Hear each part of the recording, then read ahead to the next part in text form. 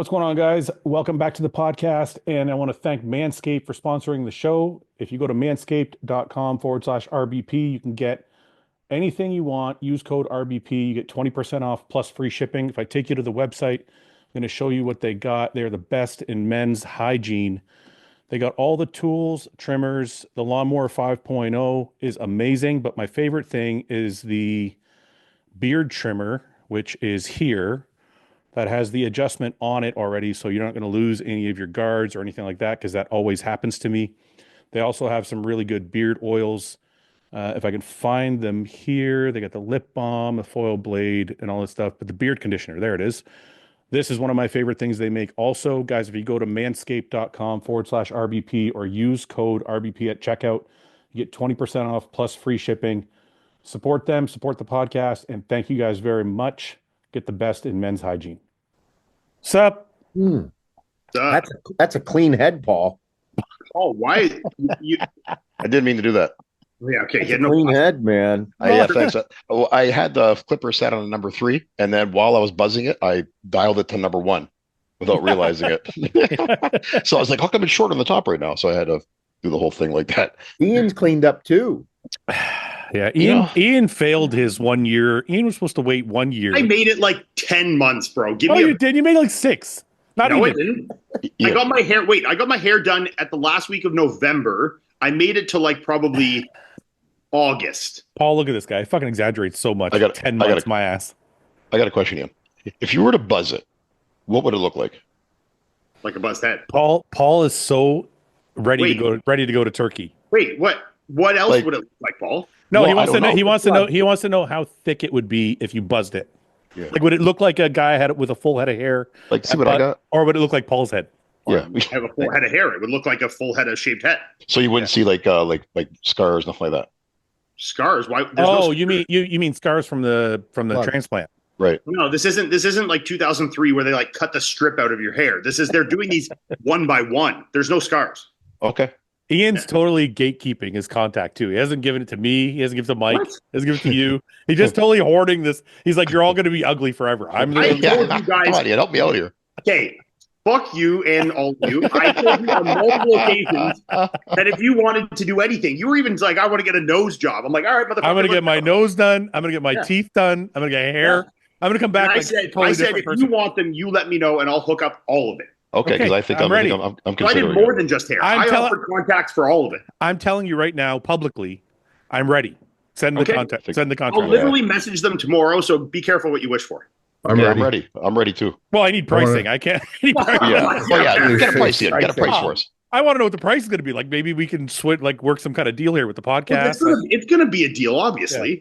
Yeah, the exchange rate is high right now. Yeah. Hey, Mike, I'll get this cleaned up. I'm down. You're gonna fill in that little corner there. Yeah. While we're there, we could. Ian's hairline looks pretty fucking natural. I know. It's pretty good. Yeah. Every time I see it, I'm getting more and more jealous. That doesn't look like too fucking weird, you know? No, it's great. I love it. It's bad. I think it turned out better than Chris's. Yeah. Chris's looks like it's more straight across. Yeah. Well, the thing with Chris's is he tried to like replicate his natural hairline off of pictures. And if you look at his hairline when he like competed when he was young, he did when he had like the comb back and shit, like the slick back with the shaved sides, his hairline was straight as a board. It was. There is a difference between manufactured straight and natural straight. It doesn't quite look the same. So he did it based off of pictures, what his natural hairline looked like. But then when it's like done, it's kind of like, it's not quite the same, you know? Okay, and also the change is so dramatic, you know? I want to go one by one and go around the horn. All right. If you could go to Turkey and get anything done, what are you doing? I'll start. I'm going to go nose, hair, teeth. Oh, we could. What's wrong with your nose? Hey, wait, I want to chop this little tip off, Seth. Look at the size of these fucking things here. You guys are like Gonzo over there. I just want to get rid of this little. I just want to get rid of this little piece. You've had a problem with that for a long time. That little thing. You know what? The GH made it worse. This little cartilage. The GH made the cartilage. Fuck, marry, kill in order of which ones you want there. Yeah. Oh, okay. Teeth. I want to get my teeth done. Teeth is number one. Yeah, because my teeth are a little bit jacked, but my nose is not that bad. My head's pretty round, so I'm good with my bald head. Okay, now does teeth as well. Yeah, that's what I wanted. That's like primary. Yeah. See, I want my teeth. I have horrible teeth. Okay, so I'm mixing some of it. Seth, you go. Teeth. What else? We're gonna bring you boys back with a fresh set of Nathan Day Asha fucking full. Yes. Early whites. like big horse teeth. Like when I Yeah. smile, Well, it's like, his are good, but like you get some guys with some crazy veneers for sure. Choppers. okay, Seth, fucking go choppers. go. If you had like your top three. Like I'm okay. I thought I was going to be much more okay with like getting older, but the more when I wake up on some rough days, dude, the lines, dude, I'm like, oh, dude, who the fuck are you? Like, maybe like some type of skin treatment to like just clean me up.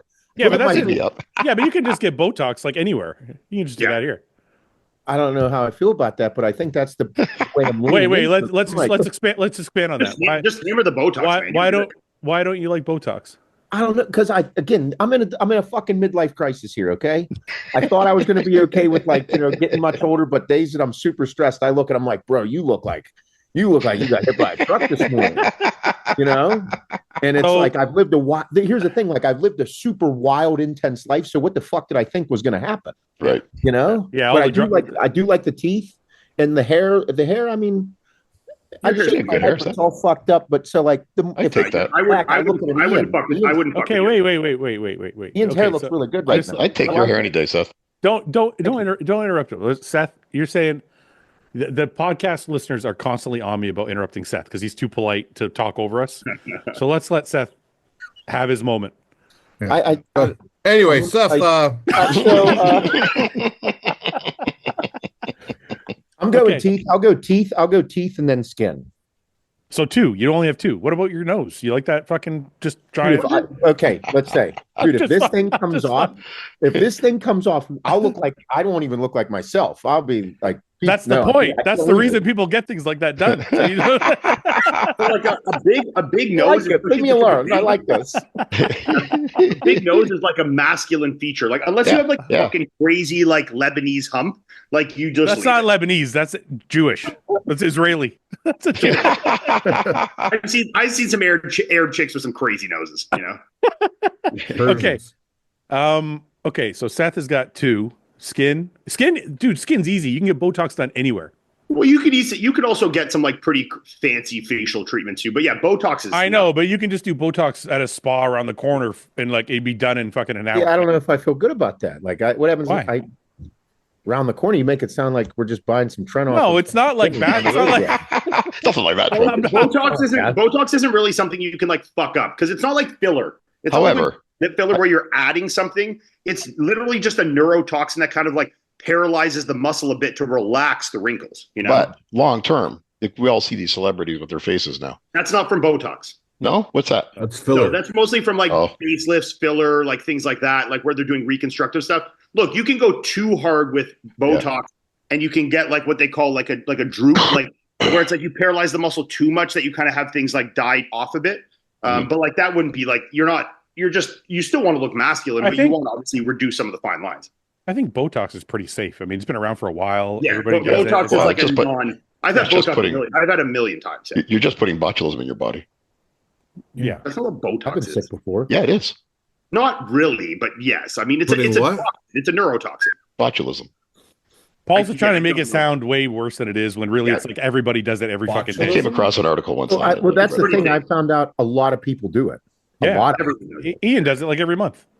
No, I haven't done it in a while. I'm definitely way overdue. But like I used to do it pretty consistently every like 4 or 5 months, and like I couldn't even move my forehead. I had no lines. But like I'm not up to date with it. All right, so Seth, you can do Botox around the corner, and then you just have to get your teeth done. Teeth, new like fresh chompers. Mike, just chompers. Just teeth, nothing else. I already got so much fake shit. What the fuck? What about like Lipo? Do you want to get them just so you don't have to diet so hard? Mike's lean. What the fuck you saying? He's the leanest one of all of us. Yeah. No, he's not the leanest of all of us. I'm just saying. Other than that. Yeah, there's that. I got a little thick here. I'm just saying like this is a wish list. Like you could do anything, right? Like if I could like look, I hold most of my fat in my love handles. If I could go in there and say, you know what, just like vacuum a little bit out of there. Like I would take that. It's good. Yeah, I'd do that. If they're gonna do it while I'm under, then why not? But I'm not going in twice. Yeah, like we're saying, like this is an unrealistic wish list, right? Yeah. I don't think they put you under for teeth though, do they now? I hope they fucking do. Yeah. No, I don't. They better put me under. How are they gonna fucking do it then? If you're not under, don't they got to shave your teeth down and like put the veneers on? Like, Yeah, I think takes a long time. they just numb your mouth and they do it. oh no, I hope they fucking like. Brutal. I don't want to fucking. Melissa has veneers, and they definitely didn't put her to sleep for it. Really? Chris has some veneers too. Yeah. Okay, so explain to me how veneers work, because my understanding is they shave your fucking teeth and like basically put a cap on. Yeah, there's different degrees of like how fucked up your teeth are, and they'll have to shave down more or less. Like Melissa's like underneath her veneers don't look like little fucking pegs like you see in those like hilarious like Instagram reels. Like they shave down a little bit just so they can make room to put a cap on it. But like just like kind of the outlines, they didn't shave it down to like it's just enough that you can fit something over it. It's very. Have any of them broke? Huh? Have any of them broke? No. I have 2 veneers. Yeah. I wonder, are veneers strong enough? Like, you know, when because we all probably grind our teeth when we're training and shit. Yep. Does that affect the only time you need to be careful with veneers is when you have temps in. Like before you get your permanent ones in, if you have temporaries in, like they can, you know, break or fall out or fucking whatever. Melissa had that happen with a few of them. But like once you have your permanent ones like fucking screwed in, glued in, whatever it is, they're not really going anywhere, man. Yeah. How much does that cost? Approximately. I don't know off the Is it like per tooth or is it per like? It's per tooth. Is it like 10 grand? It's like 10 grand in Turkey, right? And it's like fucking 70 here. It's like probably less. Thousands per tooth. That's I know why a lot of people. No, I think you're paying like in Ottawa where Melissa got hers done. I think she paid about 600 to 800 Canadian a tooth. So I mean, like depends how many teeth you're. So what is that? What is that? You're not doing your like back teeth. You're doing your visible fronts. You know, and usually you're only doing the top. So it depends. So if you did I do every tooth if I went to Turkey. You would do all the visible ones. So say you did all of them, the whole mouth. Just a whole mouthful choppers. I'm with Mike. If you did 15 teeth, even at $1,000 a tooth in Canada, you're spending 15 grand. So say you did, 6 on the top, 6 on the bottom. You're somewhere in that like 8 to 12 grand range. Yeah, Turkey probably a third of that. Yeah. Plus we get a vacation out of it, and we can all do shrooms for a week while we're in Turkey. Yeah, I'm gonna fucking blast Primo like crazy while I'm there. I'm gonna see if they can put an IV of it into me while they're doing it. Yeah. Don't they have aren't the fucking Omnidrinks? Aren't those from there? And Anapolins, aren't they? Anapolins. Oh, Seth, you know what I'm talking about. Remember the Omnidrin and Organon? Omnidrin's like Teflon, right? Yeah, but it was like you got way more watery and big from it. You got huge off Omnidrin. Yeah, they were dirty. Organon were good for prep. Yeah. Look. See, Seth knows cutters and bulkers. Yeah, back in the day, before the signs hit. You bulking? This is kind of sad, but like I'll show you what this is what my dog does. Oh, he's just staring at the wall. He's just stuck behind here. Look. Oh wow! Get him out of there. Yeah. That's why I gotta get him out. You know what's weird though? My dog does weird shit like that, and he doesn't have a tumor. He's gone. I'll catch Cade just staring at the wall sometimes. I'm like, what the fuck are you doing? Yeah, but like he'll get caught in places that he can't get himself out of, If you saw me at 2 in the morning. That was between the TV and the fucking like the TV stand, the wall. Like he like this stand over there in the wall, and he just can't find his way out. Yeah. All right, Paul, we're going around the circle. You're the last. Well, Ian, before we go, Ian's got his hair done already. Is there anything else you want to get done? You can tell us if it's penis. Yeah, that's what I was going to say. You want like another inch? Looking for another inch on it or what? Have a fucking rod. I don't know if you can add length though. You can add girth, I think, but I'm like, I don't know if I would want to. I'm good for girth. I don't need that. I don't want to fuck with that. Like a if I was going can. to do anything, I would probably like fix my ears a little bit. What's wrong with your fucking ears? What's wrong with your ears? He's got nice ears. I've been wanting to talk to you about your ears. One is different. One sticks out. Goes like this one roots down at the top. Yeah, so I would just make them like even. I would just like fix them like that. Okay, yeah, get that fixed. Ian wants an inch on his dick and his ears. Okay, Paul. For sure, hair. I'll just take an inch off my ear and put it on my dick. Instead of throwing that skin away. All right, what is it, Paul? You want your for sure? My hair, number one. Hair is number one. It's a big deal. You know what I noticed? Hair is a really big deal for you. It's getting bigger. I used to be able to grow a nice little fade. No, you've had no hair for a long time. No, I used to have a cool fade going. And, he did. Dude, you Your hair has been thinning for 10 years at least. For the last year or so, the fade's really been hard to pull off now. Dude, I told you like 20 years ago there was a fucking island back there. Let me tell you the story. What? Sorry to cut you off. No, go ahead. So for years you told me I was going bald. I didn't believe you. I thought it was just a lighting when I look in the mirror. Because when I look at home, there's light right here, and I got the handheld mirror. So I always think it's just a lighting shining, and it's just exaggerating it. The reality is, Paul, if shining you off the bald spot, hair, no matter the lighting, you don't look like. 1 minute, let him finish. Finish the So story. I thought I was just busting my balls all these years. So I actually had to go to court once for work, and I can't tell the details. Fouad knows them. It's a pretty funny story. But anyways, I got put on the stand, and I had to watch a video of myself during this incident. And the camera was right down on my head. So and I got to say, this lawyer did not prep me at all. So I just want to say that before I get the rest of the story. He didn't prep me at all. So I had no idea they're going to show me a video. So I sit down in the box. They show me this video. It's like a 5-second video. And that guy goes, the crown goes, he goes, so what'd you see in that video? And all I could see was a bald spot on my head. I couldn't see anything else. All I was looking at was a bald spot. I'm like, Fouad wasn't fucking, I really am going bald. So I was like, I'm sorry. I was just looking at myself in that video. Can you play it again for me, please? So he had to play the video for me again. He's like, now concentrate on right here. Anyway, So hair for sure. I think I would get my neck done too. I've been noticing my neck is looking like. what do you want to get done with your neck? Fill it in a little bit. What It's do you looking fill, like what do right you here. Fill it in? Well, no, you would pull this Yeah, back. they pull the skin Okay, down. that's what they do. Yeah, I never Oh, had wait. this. I just Do you started mean- noticing this do too. you mean because the neck skin's getting wrinkly like a turkey? Like a lift. Yeah, right chin here, lift, Fouad. I chin don't know if you lift. can see it. See right here? Yeah, When I but go like- that's when I so. go like this. Looks like a turkey neck. Yeah, exactly. I don't want that. So I would probably get my neck done. And probably my lower teeth are fucked. That seems like such a small, like vein thing. Your neck here. I've never even noticed that. Yeah, I started noticing it after I turned 50. I get the 50-year-old neck now. So you I don't have you got wrinkle neck. I got a He's little just going to wrinkle start neck. wearing turtlenecks all the Yes, time. As he yeah, gets I thought older. about that. Or collars, but collar buttoned up all the way, like a Mexican gangster. Hey, what's up, Holmes? You want to drink today? All right. So neck skin. Next That's skin. the fucking neck skin and hair. What about your fucking nose? No, I'm fine with my nose. I know it's big. But, ever since I got it fixed last year, it works great now. I'm not fucking with it anymore. Okay. Really? Yeah. All right. Fouad, I can But- breathe. I couldn't breathe before. Yeah, but you always wanted to get your nose done. Now it's gone. Now you're If like, I got it too small, I wouldn't breathe like this. I got a good airflow right now. I wouldn't want to mess that up.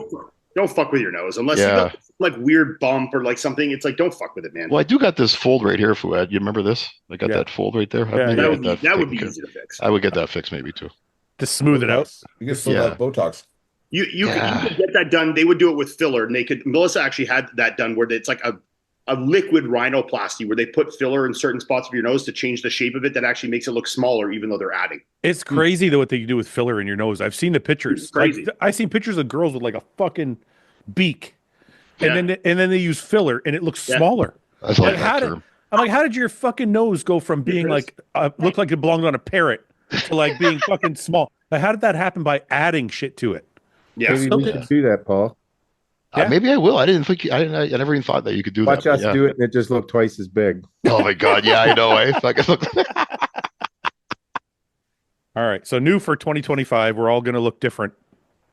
Go to And, Turkey. We're going to So Turkey. if I could tone down the red a little bit, I would take that.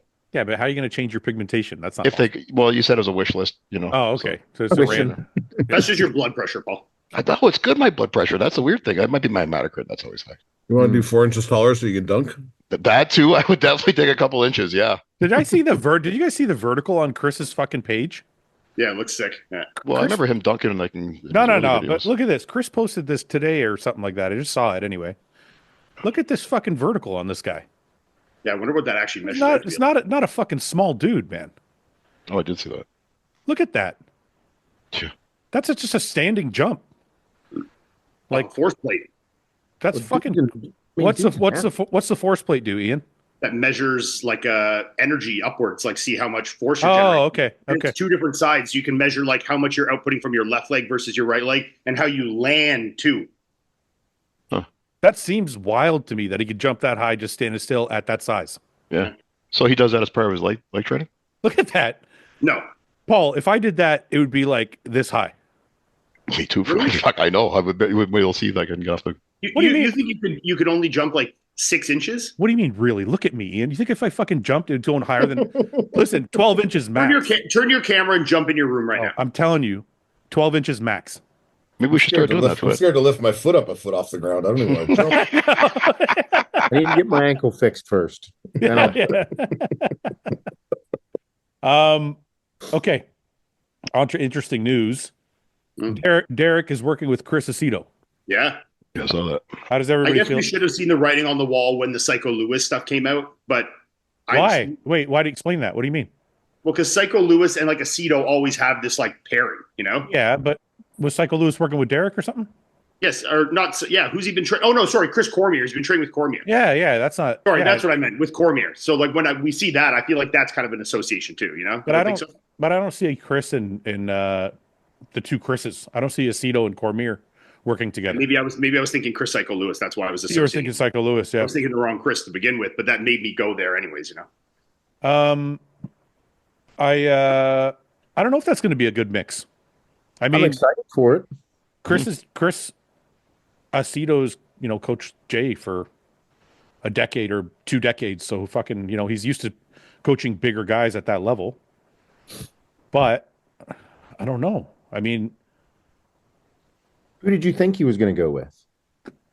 I had heard through the grapevine AJ Sims, which is what we had talked about. Yeah, that's what I thought too. I heard Chris in like rumblings, but I didn't know, obviously. Yeah. I don't know. I don't have a problem with Chris at all. I think Chris has got a massive, he's got a ton of credibility behind his name and track record that's like unparalleled other than a couple other coaches. I'm excited. Sorry, go ahead. No, go ahead. I was going to say, I'm excited because he's worked with so many different physiques. Like, that's why, like, if you go through all the people he's worked with, Hakeem, Roden, Jay, he worked with bigger guys and he gets everybody in shape. To get Roden in shape, like that dude he was not in shape. So, I mean, I'm excited to see it from that perspective because Derek is a specimen. You know what throws me off, and I'm going to get into specifics a little bit just so people can kind of understand my hesitation. And I don't know this for a fact because I've never I worked with Chris for a short period of time, but we never finished the prep out because I got injured, surprise, surprise, before I got to the show. But what I have heard from other athletes is the water depletion techniques are a little bit tough on some guys, and they're a little bit old school in the way they work. Now, old school doesn't mean it doesn't work. Old school guys used to get fucking dry as fuck. So I'm not saying old school is bad. It's just a different technique that I think some new coaches have gone away from. So that was my hesitation when I heard that. I was like, oh, that's different. So I'm interested to see how it works out. Because Hani's drying out technique, and I'm sure it's different for everybody, but from what I remember, wasn't anything drastic. It wasn't anything like over the top. I'm sure, Seth, you experienced the same thing.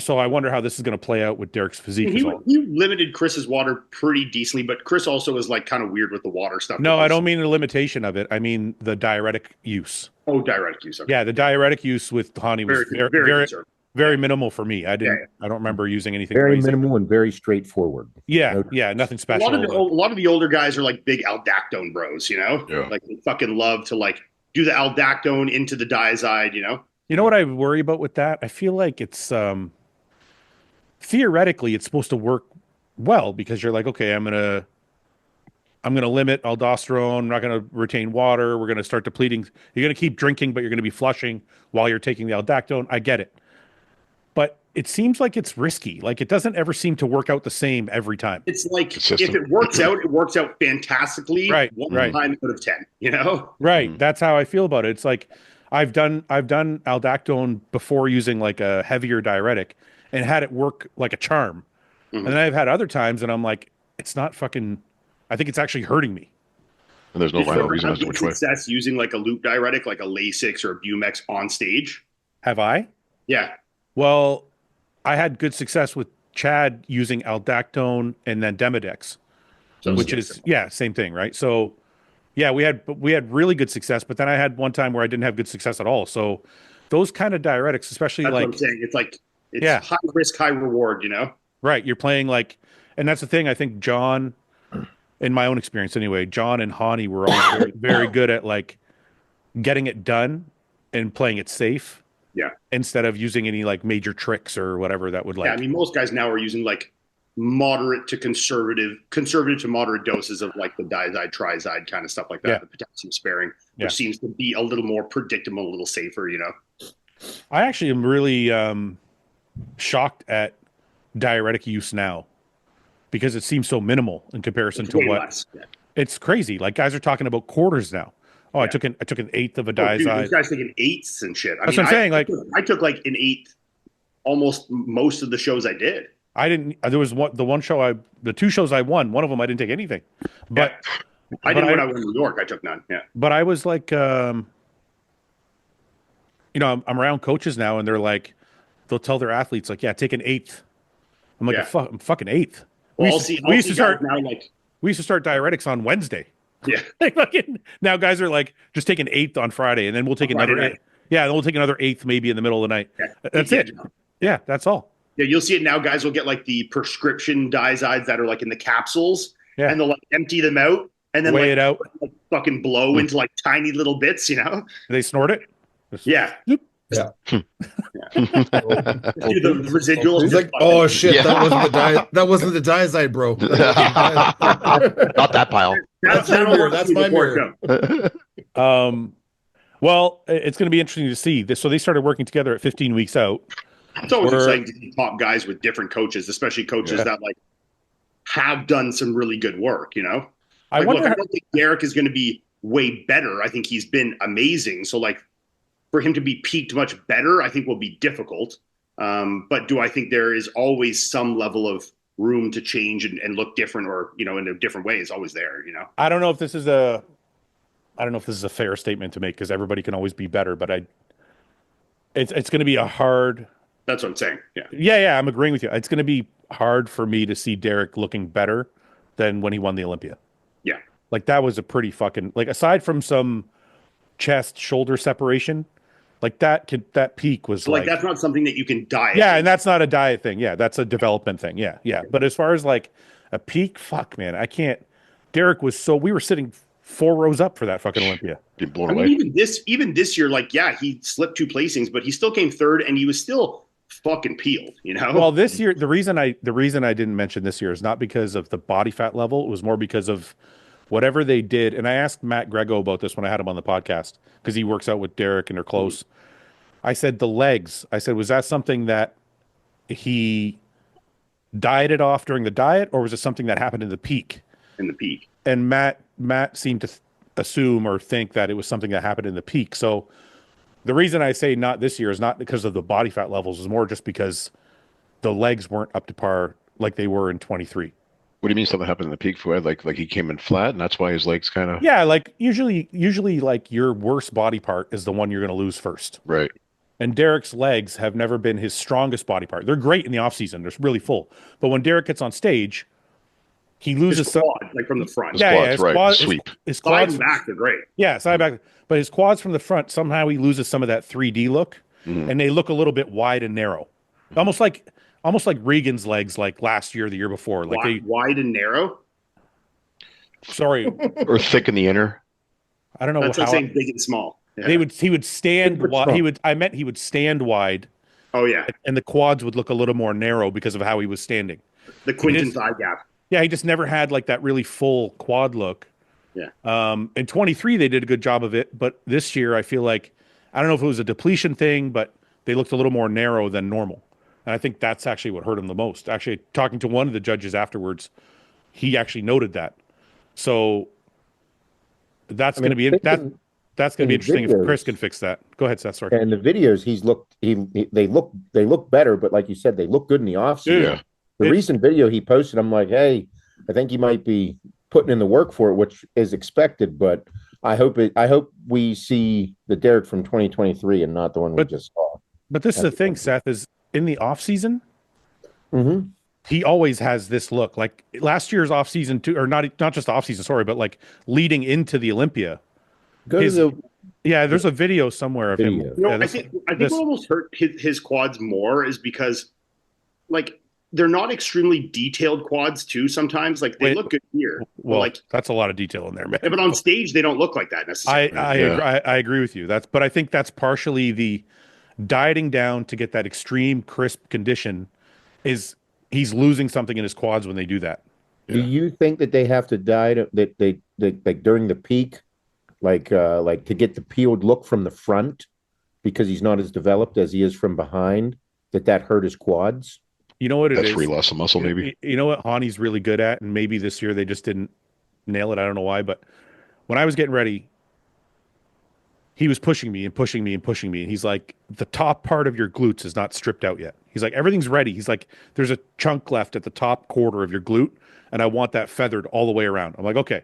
So he's pushing me, and then what he sees is my quads start to go, and that piece on the top of my quads is not going. He's like, okay, we're stopping. I'm like, why are we stopping? He's like, because if I keep pushing you, your legs are going to disappear, and this is the best you're going to look.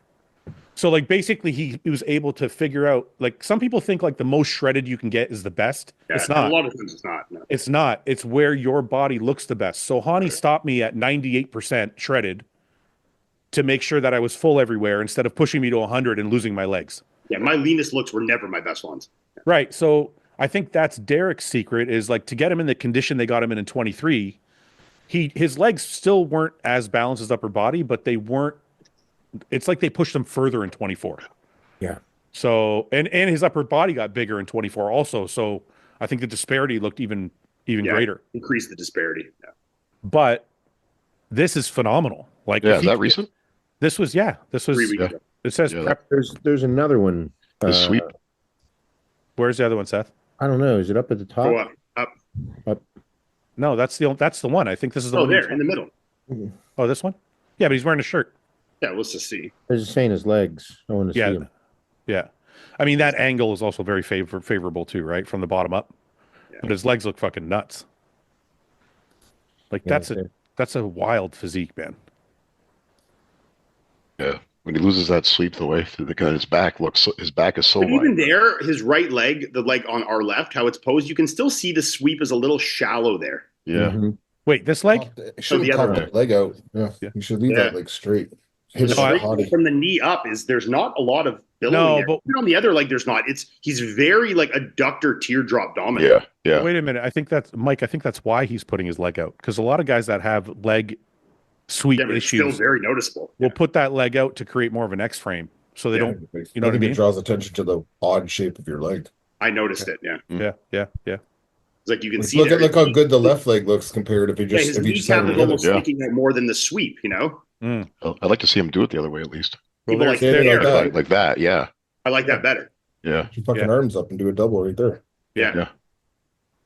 Yeah, those are huge legs. It looks crazy. The sweep looks wild right there. Yeah. It's going to be, the thing is, it's going to just depend how shredded he can get without losing that. Mm-hmm. Like, this is what they're going for. Like, that's why his quads are shrinking, because they're trying to get this. Yeah. I love critiquing guys like this, and then I look in the mirror before we go to bed, and I'm like, God. Well, I'm like, fuck, man. Look at this. This guy's like suck. And then I see my mirror, and I'm like, wow, you're fucking awful. That's why I always talked so much shit when I was still competing against these guys, and I would give critiques of them, and everyone would be like, yeah, we fucking kill you. I'm like, yeah, I fucking know, okay? Listen, anybody fucking watching, like, look, just for the record, Derek's a fucking Mr. Olympia. Yeah. And he's better than all of us. Miles ahead of all of us. So and a good guy. Yeah, and he's this is terrific person. We're just talking bodybuilding physiques. Yeah. We're not talking, and we're not saying we're better. We're not saying he's shit. We're not saying you're talking about the best in the fucking world, so you're nitpicking every little fucking thing. Yeah, we're putting him in the context of winning Olympias and Arnolds, and he's competing against the Olympia winner of this year at the Arnold. So you know what's funny on that topic? So I posted a video of me squatting a couple days ago, and I was squatting like 3 plates or something like that, which I consider light. I don't consider like that special. It was. Right. Well, it was good. Thank you. It's a good rep to it. But anyway, somebody in the comments was like, you guys, the way you talk on the podcast, you would think you were weak as fuck. This is still pretty good. I think the thing that's lost on people that watch the podcast is we're talking relative to, like, it's not even former selves. I'm talking relative to like Akeem. Akeem squats 9 fucking plates. Like, Right. it's like, you know what I mean? Like, I'm talking about James and Ben and Ian. Like, 3 plates is a warm up.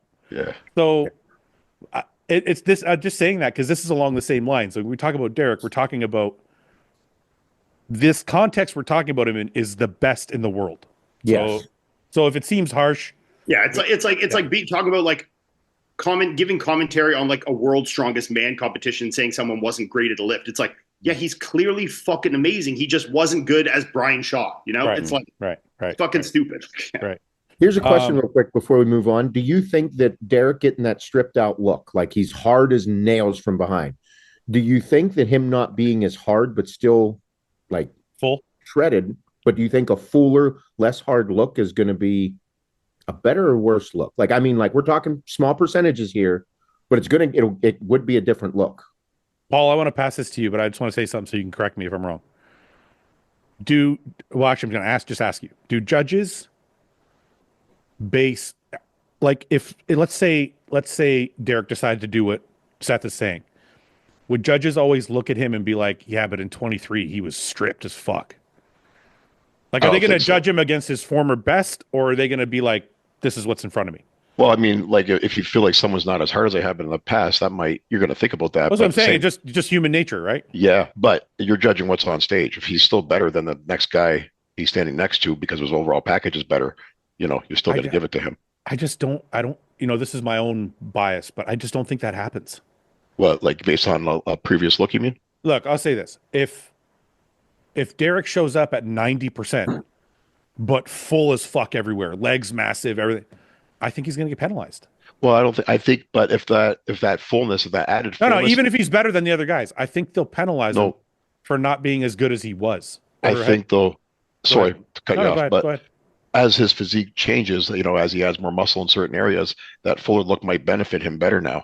Maybe. I'm just speculating. Do you think it'd be better? Do you think it's a better look, Fouad? That's what I'm saying. Like, okay. I thought you were saying, right. I thought you were saying like on stage. If it makes him look more balanced, if it enhances his taper because his quads are fuller, then maybe you could argue that is a better look than him being stripped out and shredded and not having those advantages.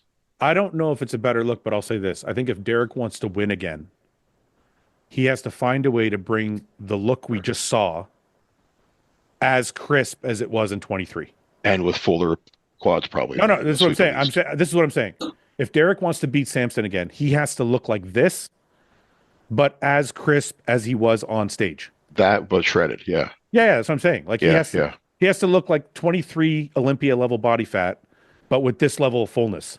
I agree. And then he can compare with Samson. Then he's back in the conversation again. Yeah, but if he can't show up with this level of fullness and bring that condition, that looks way better. Yeah.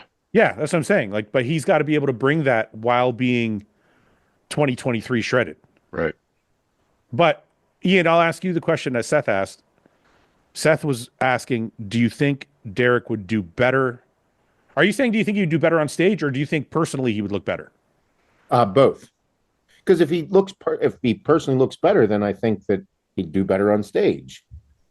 Like, that's what I mean. Like, what happened? We're talking small percentages here. Like, right. A little less, because he's less hard nails crisp. from behind. Yeah. Well, the thing less hard, but still shredded, but fuller. Like, because that was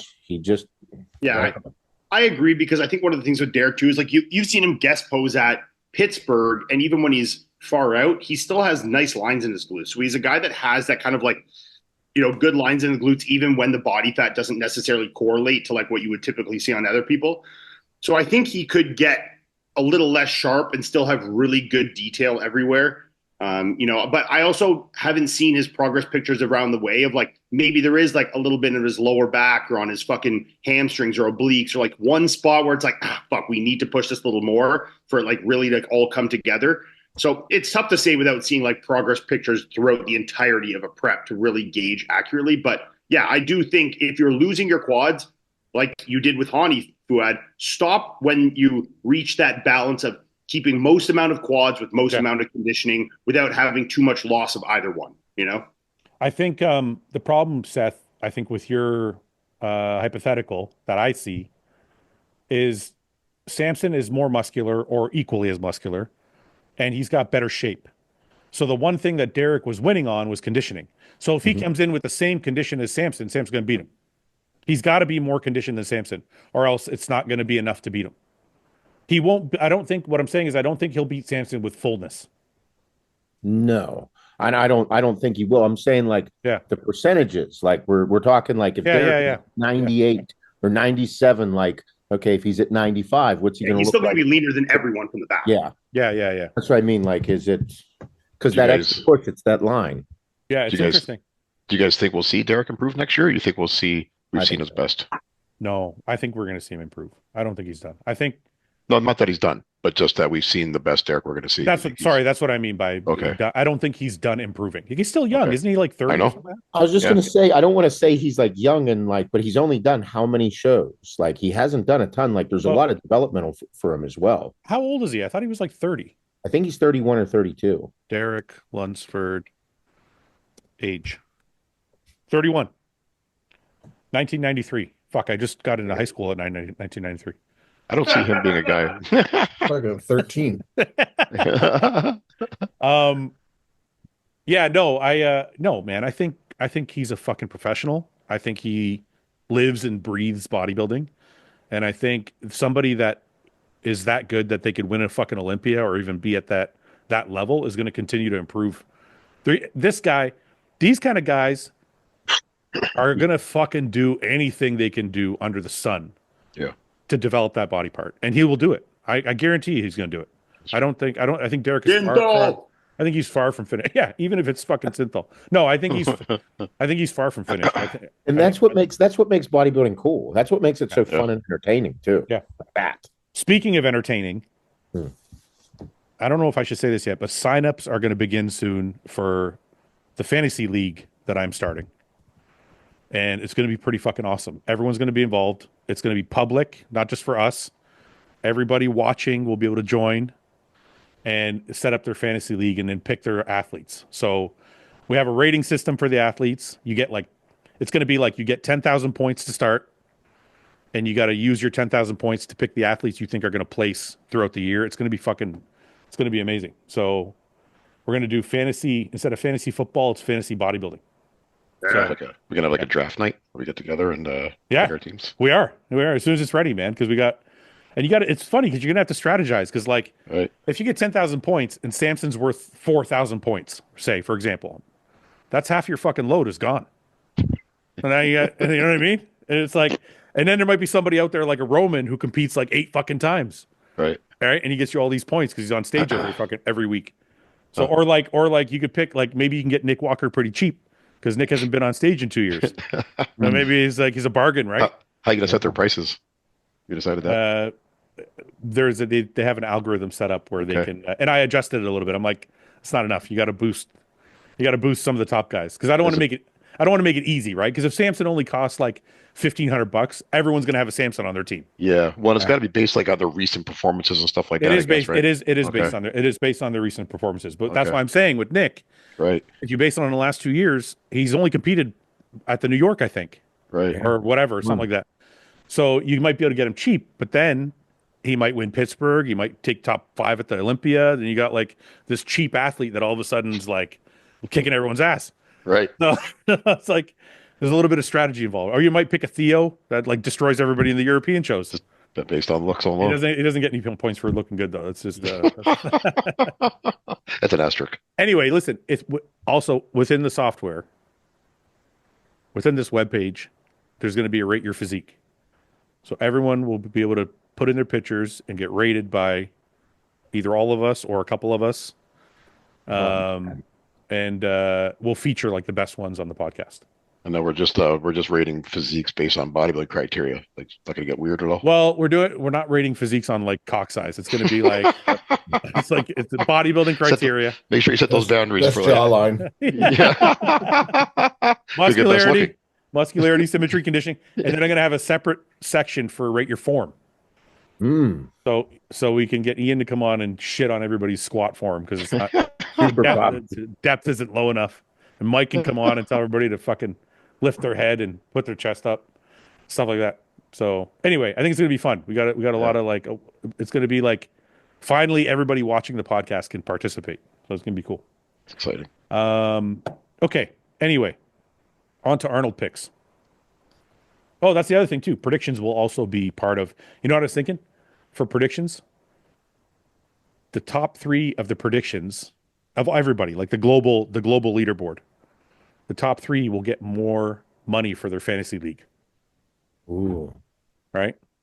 So if you have 10,000 points and then like, let's say you win the predictions page for the New York, you get like $1,000 more for your fucking pot, so you can buy another player For next year's.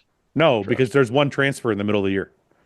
So you want to hear this? I may ask Chat GPT to make this and with the bodybuilders and give them point allocations. Okay. But it obviously doesn't know like who's still competing and who's not. Right. But it's interesting to see who it put where. Okay, tell me. It has Ronnie Coleman, 100 points. Phil Heath, 95 points. Ramy, 90 points. Jay Cutler, 85 points. Dexter, 80 points. Brandon Curry, 75. Hottie, 70. That's horrible. Bonac, 68. Keon, 65. ChatGPT is basically taking the entire bodybuilding history instead of like just the last 2 years. Yeah, James Hollingshead ahead of Nick Walker with 58 points for Nick being 55. Can you redo it? Can you redo it and ask it for like the last 2 years of active bodybuilders? Well, ChatGPT, I don't think is to current database. I'm not sure. Then has Hunter Labrada with 52, Samson Dowda with 50, Chris Bumstead with 45, Sergio, Regan Grimes, Michael Crizzo. You got you, Ian? So basically, ChatGPT does no shit. You got you in there? Let me see. Can you do this with only bodybuilders who have competed within the last 23 and 24? Years? Yeah. Proximity is the one that is like pretty current. What do you mean? Oh, the AI? The AI proximity. I'm so bad with AI. I just started getting into it, dude. It's really? wow. Yeah. I made the list now. Nice. What number do you get? 20? How much are you in? I'm ranked in the world. I'm 1, 2, 3, 4, 5, 6, 7, 8, 9, 10, 11, 12, 13, 14, 15, 16. I'm number 17. Fuck yeah. Behind, but like it has Brandon Hendrickson, who's a men's physique guy, Right. Logan Franklin, Keon. It has Regan Grimes higher than me. In fairness, Brandon Henderson's physique is nicer than yours. Oh my god, I agree 100%. His front pose, Ian. I don't know. Yeah. But like, okay, like to have Sergio and Regan and James ahead of me, I'm gonna contest that. But other than the rest, I mean, it's got like Bonac, Hunter, the whole thing, Samson, Ramy. Ian, the whole thing is wrong. Yeah, but it's fucking hilarious to see. Yeah. Oh, it's got me higher than Derek Lunsford, so I'm basically in Mr. Olympia. Basically, yeah. and I'm higher than Andrew Jacked. Okay, can we move on? Yeah. All right. Is anybody making any picks? Any pick changes? I haven't seen much Yeah. on the Instagram or anything lately. I feel like this is a bad one for me. Putting Carlos 5 ahead of Brandon and William feels wrong. Did you see Carlos's last updates? He looked pretty impressive. I know, but you know what? Can I tell you somebody's really good at this? Mhm. Samson's really good at this. Samson, I'm telling you, man, every fucking year, somebody will come out, right? Like somebody like a Vito or like a whoever, like Rubiel or, the talk of the bodybuilding world. And I'll say, Samson, this guy's going to fucking do blah, blah, blah. And Samson will be doing predictions and be like, nah, I don't think so. Not yet. Really? He always gets it right on. He'll be like, Vito will be second or Rubiel will be this or like, he's never like, he never gets fooled by the fucking social media. Yeah. Well, he's been on stage with all of them. I think that's why.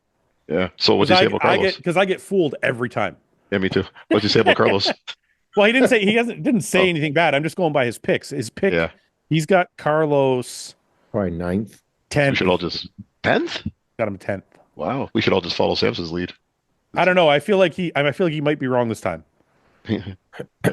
Yeah, he's got Samson, Andrew, Derek, William, Brandon, James, Sean, Akeem, John, Carlos.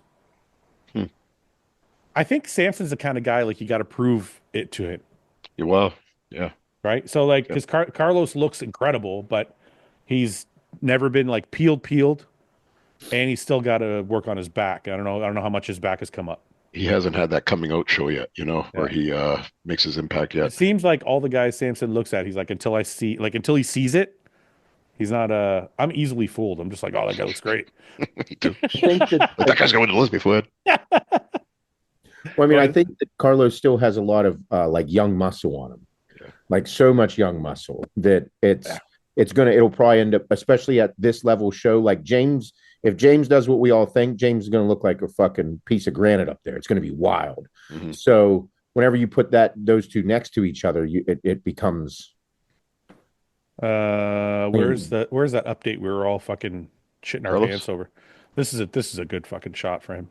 But there was an update recently. I don't know where the fuck. Yeah, I saw it on. You're like way old here. Where is it here? He's doing a front double bicep. No, that's it. Maybe it's on buys and tries. I saw it on Next Strength and Power. You see, Bodybuilders of the Borders usually has this kind of stuff. Where the fuck did that update go? This guy looks really good. He's doing Detroit. Oh, yeah. I saw his pictures the other day. I asked Terrence about Detroit. He said he might jump in. He's going to see how his prep goes. Really? Yeah. Detroit's coming together. Yeah. Oh, there he is. Look at that shit. That's Holy fucking nutty. fuck. That's a lot of muscle. Oh, yeah. That's so big. Jesus. That's so big. It's really fucking crazy, man. It looks really cartoonish. It does look cartoonish. Let's see the front double. That's fucking wild, man. It's like Vic Richards. Yeah. That's a good 8-week outlook too. Yeah. Well, I'm pretty confident. The reason I put him higher in my picks is because he's working with Patrick, and I'm really confident in Patrick's ability to get guys in shape. Yeah, obviously I have immense faith in Patrick. So yeah. Do you think the separation is going to come out in his legs? Like, if you go back to that one real quick, Fouad. Where the fuck did it go? No, not that video, but on his page. Oh, yeah, that first one right there. Like his legs, like they look like they got in good shape here. Do you think that they're going to be more separated based on what we've been seeing? Well, because he wasn't in fantastic condition at this show. I think Patrick will get him in better condition than this. Yeah, way better. That's going to be a tough look to beat. Yeah, I think if anything, like let's say his back hasn't come up at all, he'll lose the back shots to some people, but I don't know where he loses anything else. Like those front shots. Front shots are fucking wild, and the side shots, like the thickness. Yeah. Because he could have just been pushed a little bit further for like 3 more weeks. Look at this hamstring. Look at this.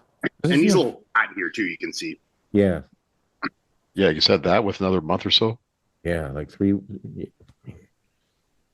This is where I think he gets hurt a little bit. Great hamstrings, great calves. Back is just a little like the lats are a little bit. Lats are super wide, but they're like super high. Well, that's because his teres is really wide. It's not his lats are very empty. He's got great teres, but like see how thin that is. Yeah, that's the only body part he has that's not like world class impressive. Mm-hmm. But that's only 2 fucking poses. So even if he gives them up. Yeah, I mean, and this was also 2 years ago. So I mean, I'd be interested. Yeah, to see. Yeah. We don't know what the improvements look like. I don't think he'll be out of the top 8. I can't see it either. Who do we have in the fucking show again? Top 8. Yeah, I mean, I think, because I think he beats Patrick, unless Justin, gets his last few showings haven't been the greatest, so that's 2. Who else does he beat? John's smaller, but John's really fucking complete and has kind of figured out his conditioning.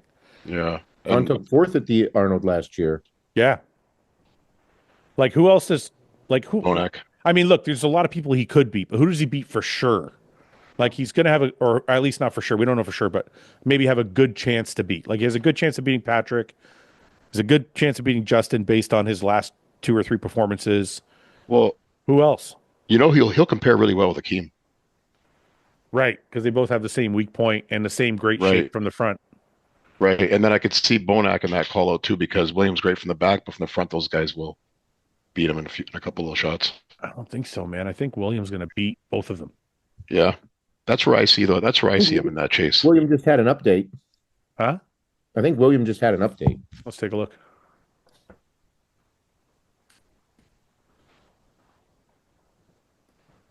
I don't know. Bonac's tough to nail down, man. Like he can, when he was standing next to guys, he looks really good. Yeah, and yeah, then sometimes he doesn't show on video, on a video or on a live feed, but then you see afterwards he's really impressive. Well, that was a long time ago. Yeah. Is this recent? First update of 2025. Yeah. 8 weeks out. Morning weight 113 kilograms. Normally I'd be around 108. Trying something different.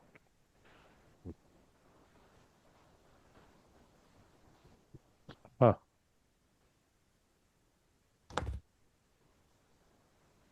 What do you think, Seth? Ian, what are you doing? I'm just answering a message. I mean, he's definitely bigger than he looks bigger here than he has previous times. Looks great. Yeah. Do you think as he's getting older though, his shape is starting to, he never had great shape, but it's getting more.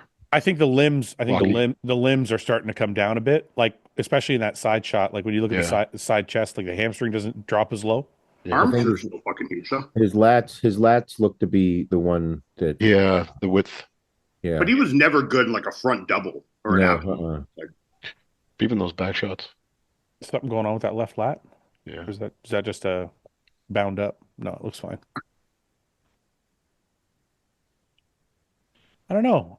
That's tough to place, William, man. I don't like he beat Brandon at the fucking Olympia. Yes. Mm-hmm. Like I don't know if I can Still put an amazing bodybuilder, obviously. dude. Oh, yeah. I don't know. I think I might have to change my picks. I don't think I can put Carlos ahead of William. No. I don't think so. I think it's a mistake. Points are gonna go today. The points are Keep changing your picks, man. I haven't changed anything yet. It's my first change. Counting yourself right out of this race. How much is it again for a change? How many points you lose? 1, I think. I forget what we said. I don't think we said. I think it was still. I mean, it would really make the only thing that would make sense is to leave your picks until our last time and then change them one time. Yeah. Yeah, It doesn't be make changing sense everything. than that 8 weeks out right now. It makes zero sense. Yeah. Yeah, but it's fun. Yeah, fuck that Gets the shit. people going. We're trying to win. I ain't Get some changing shit. get some people going. It's exciting. It's actually less exciting. You got to leave it and let the anticipation build. All right, let's not do anything. We'll just sit here and stare at the camera, Ian. Can I see my picks, Fouad? I just want to see mine. Yeah. Well, Ian said no. We can't do it. We just have to sit. You can look at them. We just have We to can look sit at here. him. Just stare at him. Just stare at him. Yeah. Well, no, you can change whatever you want, but like it's gonna lower your chances of winning for sure. Right there. Samson, Derek, Andrew, Carlos, Brand. See, this is a tough one. This is a wild card. Those are the two that I might flip. Well, And you have William all the way down here at 8th. Yeah, these are wild. These are wild picks, Paul. You fucking Those are shit. wild. Those are no disrespect to William. He's You shit the bed on amazing this big bodybuilder. time. I just think as he's getting older, I think the shape is starting to play less and less against him. Paul, just so you know, John De La Rosa, I think, was outside the top 10 at the Olympia. I'm gonna make some changes. And Brandon, I think, was 8th or 9th. 9th, I think. William was ahead of both of them. Yeah. And you have them both beating William here. Yeah, I know I jumped the gun a little bit, but I'm gonna hold off for now. I'm gonna hold off. Seth came along, but for the ride, I'm with me along too. for the ride. Yeah, with Paul. let's hold I'm off. reassessing my entire life right now. And Carlos beating both of them basically puts him around the level of Hunter. Yeah, that's wild. Because Hunter was like one place ahead of those guys. Yeah, Raphael was 7th, Hunter was 6th. Yeah. Never thought of it that way.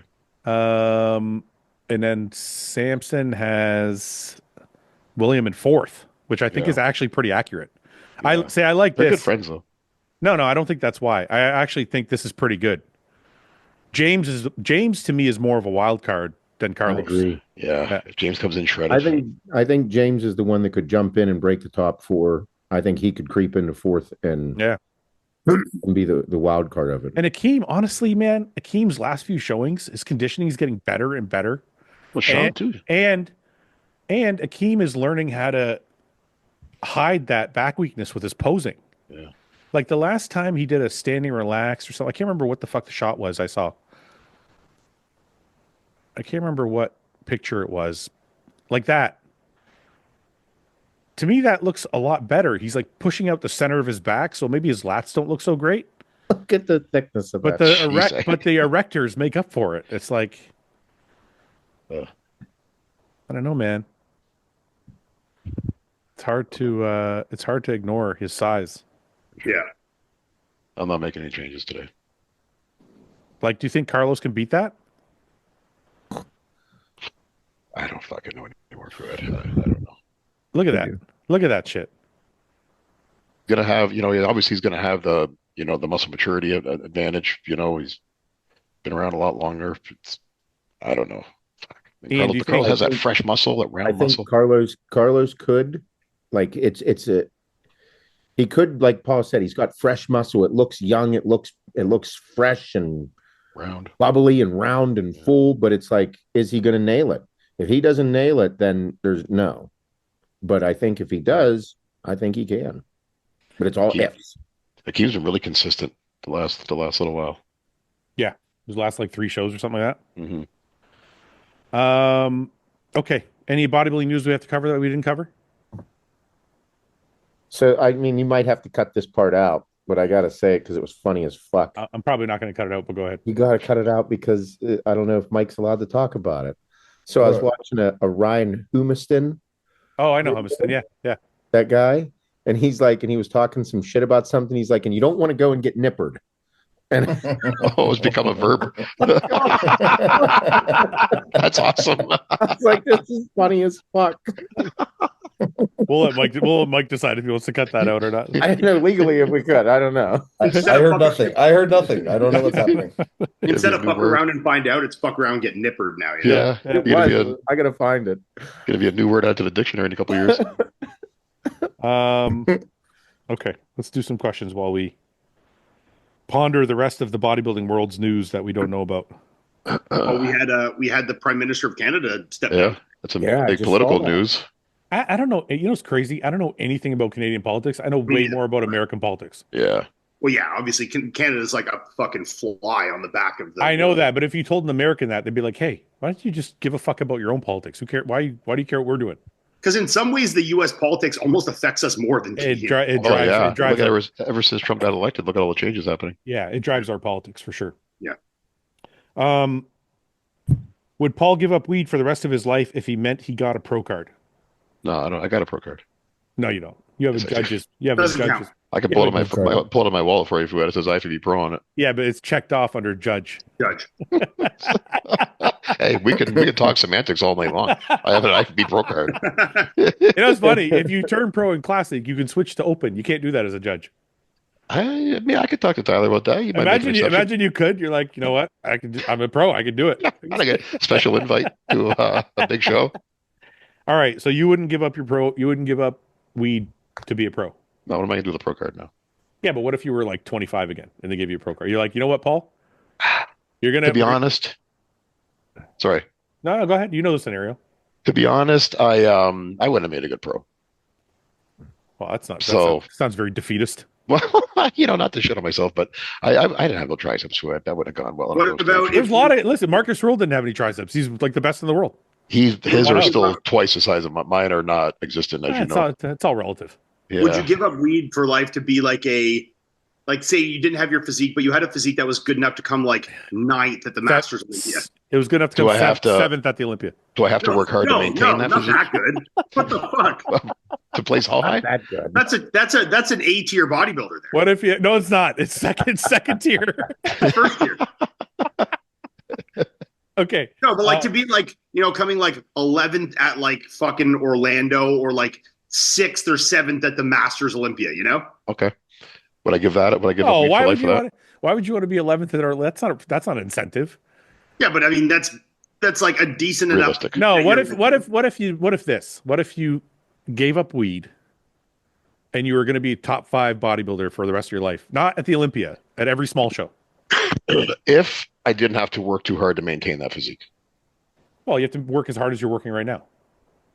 Okay. You I could work do it out then. every day. You don't, you binge a little bit, but other than that, But okay, because I'd probably get a decent contract out of that and some prize money. Yeah, I would do that. it's not too much prize money for. What if you had, what if you you give up weed, but if you binge once, you lose all of it. No, he would be done. Binge on food. Yeah, if you binge one time, it all goes away.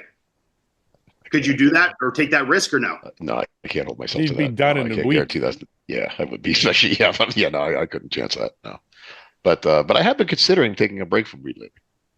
I was telling Fouad this. Well, you took a small break when you went to Mexico. I know, and I felt good. Sleeping better. It's weird. Yeah. It's weird. I wonder why. Sleeping better too. Do you ever wonder why people do that? You know, like people will do things that feel really good, and then they just stop for some reason. But Well, Paul, I think you I told can't be you. surprised that you sleep better without weed.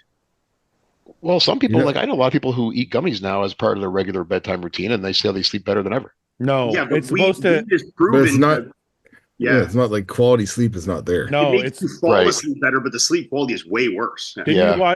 you watched that sleep specialist on Rogan, right? I did. Yeah, He I know you said talked he about said that he said that in that podcast. He said, Yeah. yes, it will help you get to sleep, but it doesn't get you into REM sleep. Into Yeah. deep cycle sleep is Yeah, way less. Yeah. Yeah. But when I went for a sleep study, they said like my REM sleep was like, wasn't so bad and everything. Yeah, but okay, when was the last time you had dreams that you can remember when you went to bed after smoking weed? That's been a while. So that means you're in REM, right? When you can remember When I them. stopped smoking weed when I retired, because I only smoked as a function of appetite. I don't Right. like being high necessarily that much. But when I stopped, like the day I stopped competing, I stopped smoking weed, and I had started having dreams like 30 times more vividly within like 5 days. Yeah. Okay, You know? can I? And I hadn't had dreams for a decade. Like, Okay, can I ask you something related to this? I'm just gonna, and I want to ask everybody. Why do people do shit that feels good and then stop, even though they know it feels good? Like for example, you said you quit smoking weed for 4 or 5 days, Well, and you felt really good. Why would you stop? so for me, I told you this before, Fouad. I think when I'm not smoking weed, I feel like I can be more moody. I feel like I can be more angry. I don't like myself. Hey, I know, and I don't like myself when I'm like that. Can I just tell everybody? Everybody loves Paul. You should see him when he's fucking sober. It's not. This A couple motherfucker. days. This motherfucker had to quit smoking weed for. Remember, it was like 3 months or 6 months or something like that. Yeah, was for 3 life months. insurance. Yeah, Life he was insurance, getting his life insurance, so he had to quit smoking weed for like 3 months. Denied me anyways, motherfuckers. He was so fucking moody. I thought I was like talking to myself. I'm like, this guy's so fucking angry. But when I got over that first week, then I was fine. Yeah, you mellowed out. Yeah, And that happened in Mexico. Yeah. That happened to me in Mexico. For the first 2 days, especially, I was fucking miserable. Yeah. Why couldn't you but get then weed in Mexico of all places? I was with the family. I wasn't going to try and get. You can go to the bathroom stall of a restaurant. The guy has weed. Like, yeah, but I didn't want to. I don't smoke no dirty shit, Mike. I like to smoke the good stuff. I wasn't going to go. fuck, here we go. Mexican shit. he's a connoisseur. Only smoke Yeah. that dank OG That's shit. yo. right. Yeah. I don't smoke that. He's a Mexican connoisseur, Mike. He's a connoisseur. He doesn't- stuff. Yeah, It's not up to my standards. none of that dirt weed.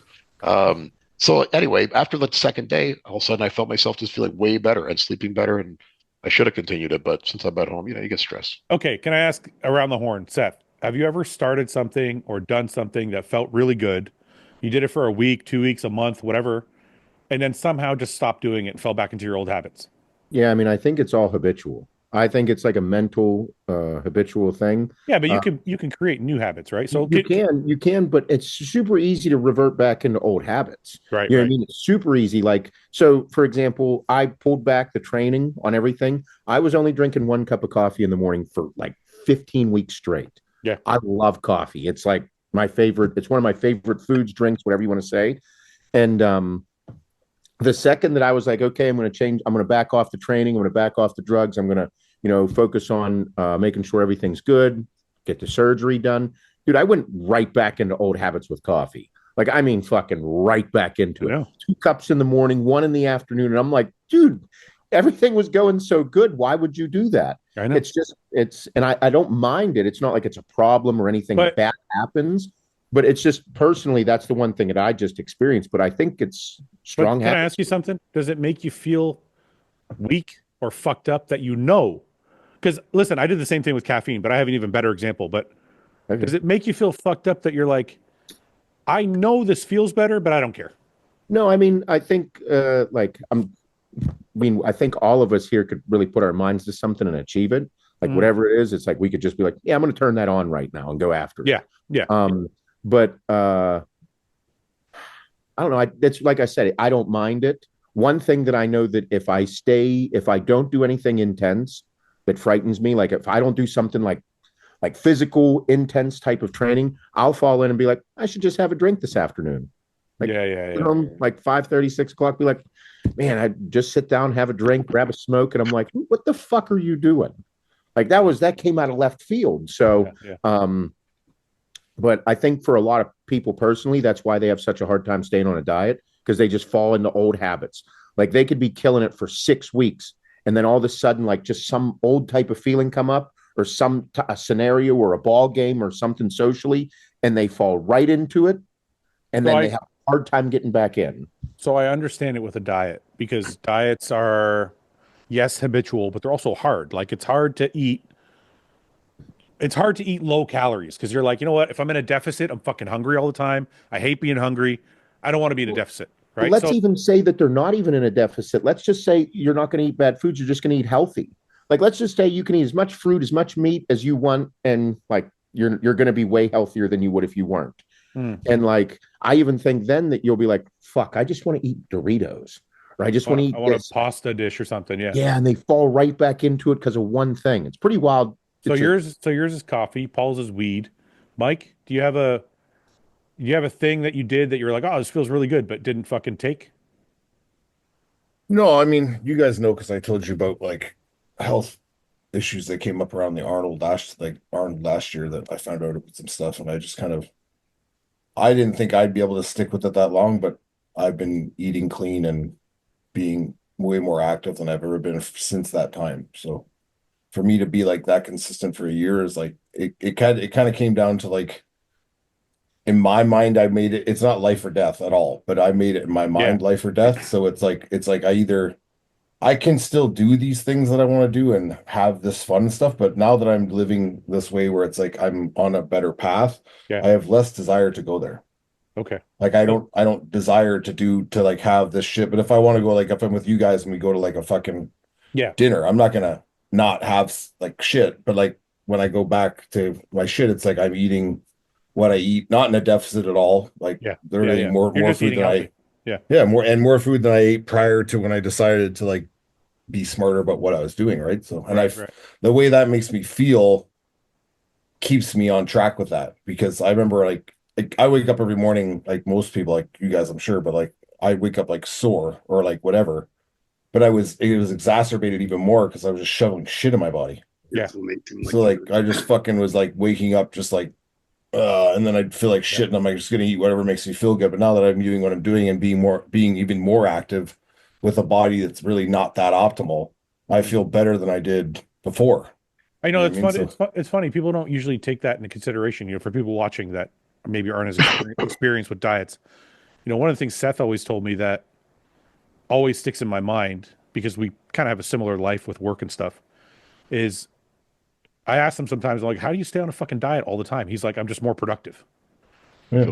And I think I'm starting to structure too. It's like a structure thing. It's not just the structure. It's like I'll put it this way.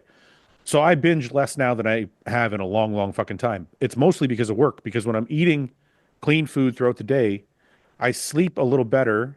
I don't need as much sleep. And then I wake up in the morning and I'm ready to go to work. Yeah. Whereas if I have like $30 worth of fucking McDonald's before bed, I fucking sleep like shit. I want to stay in bed. I drag ass in the morning. And then on top of it, people also forget the emotional side of it. I'm literally depressed in the morning.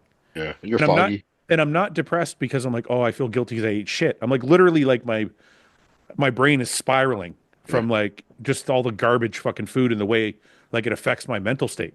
Yeah. So like, Seth, when you said that to me, I think about that all the time. Sometimes I want to binge and I'm like, hey, fuck, man, tomorrow's like I got a lot of stuff to do at work tomorrow. I should probably just fucking have some egg whites and go to bed. And I think as you get older, that gets more important. I think when you're younger, you get away with it a bit more. The more responsibility you have, I think, the more you consider that. Yeah. But I think it's easier to bounce back too, though. Like after, I used to go drinking, all night and be able to be totally productive the next day. I said that to somebody. There's a period of time where I worked at the bar as a bouncer, and then I worked as a prep cook at the keg in the mornings, because the prep cook's got to come in early in the morning and prep all the steaks and prep all the fucking vegetables, prep all the food for the line cooks when they come in. So I would bounce till like 2 a.m. We would drink while we were bouncing. I would drink after work. I would go home and go to bed at like 3:30 in the morning. I'd get up at 7 and go to work and work all day as a line cook or a prep cook. And I'm like, and I did that for a while. And I'm like, now if I try to do that, like if I drink now, I need like 5 days to like recover. Yeah. Just to rehydrate. It's like, it's crazy. Iain, is there something, it's probably gonna be harder for you because you're a fucking Robot. I don't know if you have any vices. Well, you do have some vices. Is there anything you stopped and then didn't take and you got back to it because you're like, you just like it too much? You've quit smoking. It's impressive. You've quit smoking. And Zins and stuff, right? Yeah, I'm still pretty. Nicotine is like my one lifelong on and off vice. Yeah. But like, I also live in a constant state of fear of dying randomly at any time of the day. I think we all have that. We all have that in common. Yeah, a little bit of that. Yeah. Yeah, but it obviously drives. You mean Monday? Yeah. Like, that's why I eat the way I do and stuff like that. It's like, yeah, like I like to look good and stuff, but I'm like, if I go off and eat shit for like a few days, I get like terrified I'm gonna die. It's like weird, you know? Yeah. Or if I like go out and we fucking drinking and I like smoke 5 too many fucking cigarettes, I'm like, I'm gonna die the next day, you know? It's kind of like a good thing, but it's also a bad thing. It's like I don't like the stress and anxiety it makes me feel, but it also drives me to have better habits. So I'm like, I'm kind of glad I have it. Yeah. And it's also like a good chunk of why I retired from bodybuilding, which in the long run, I know was a good decision. Like, even though I had no health issues at all, I know that it made me probably do the like quit before you're, quit while you're or it's too late. Yeah.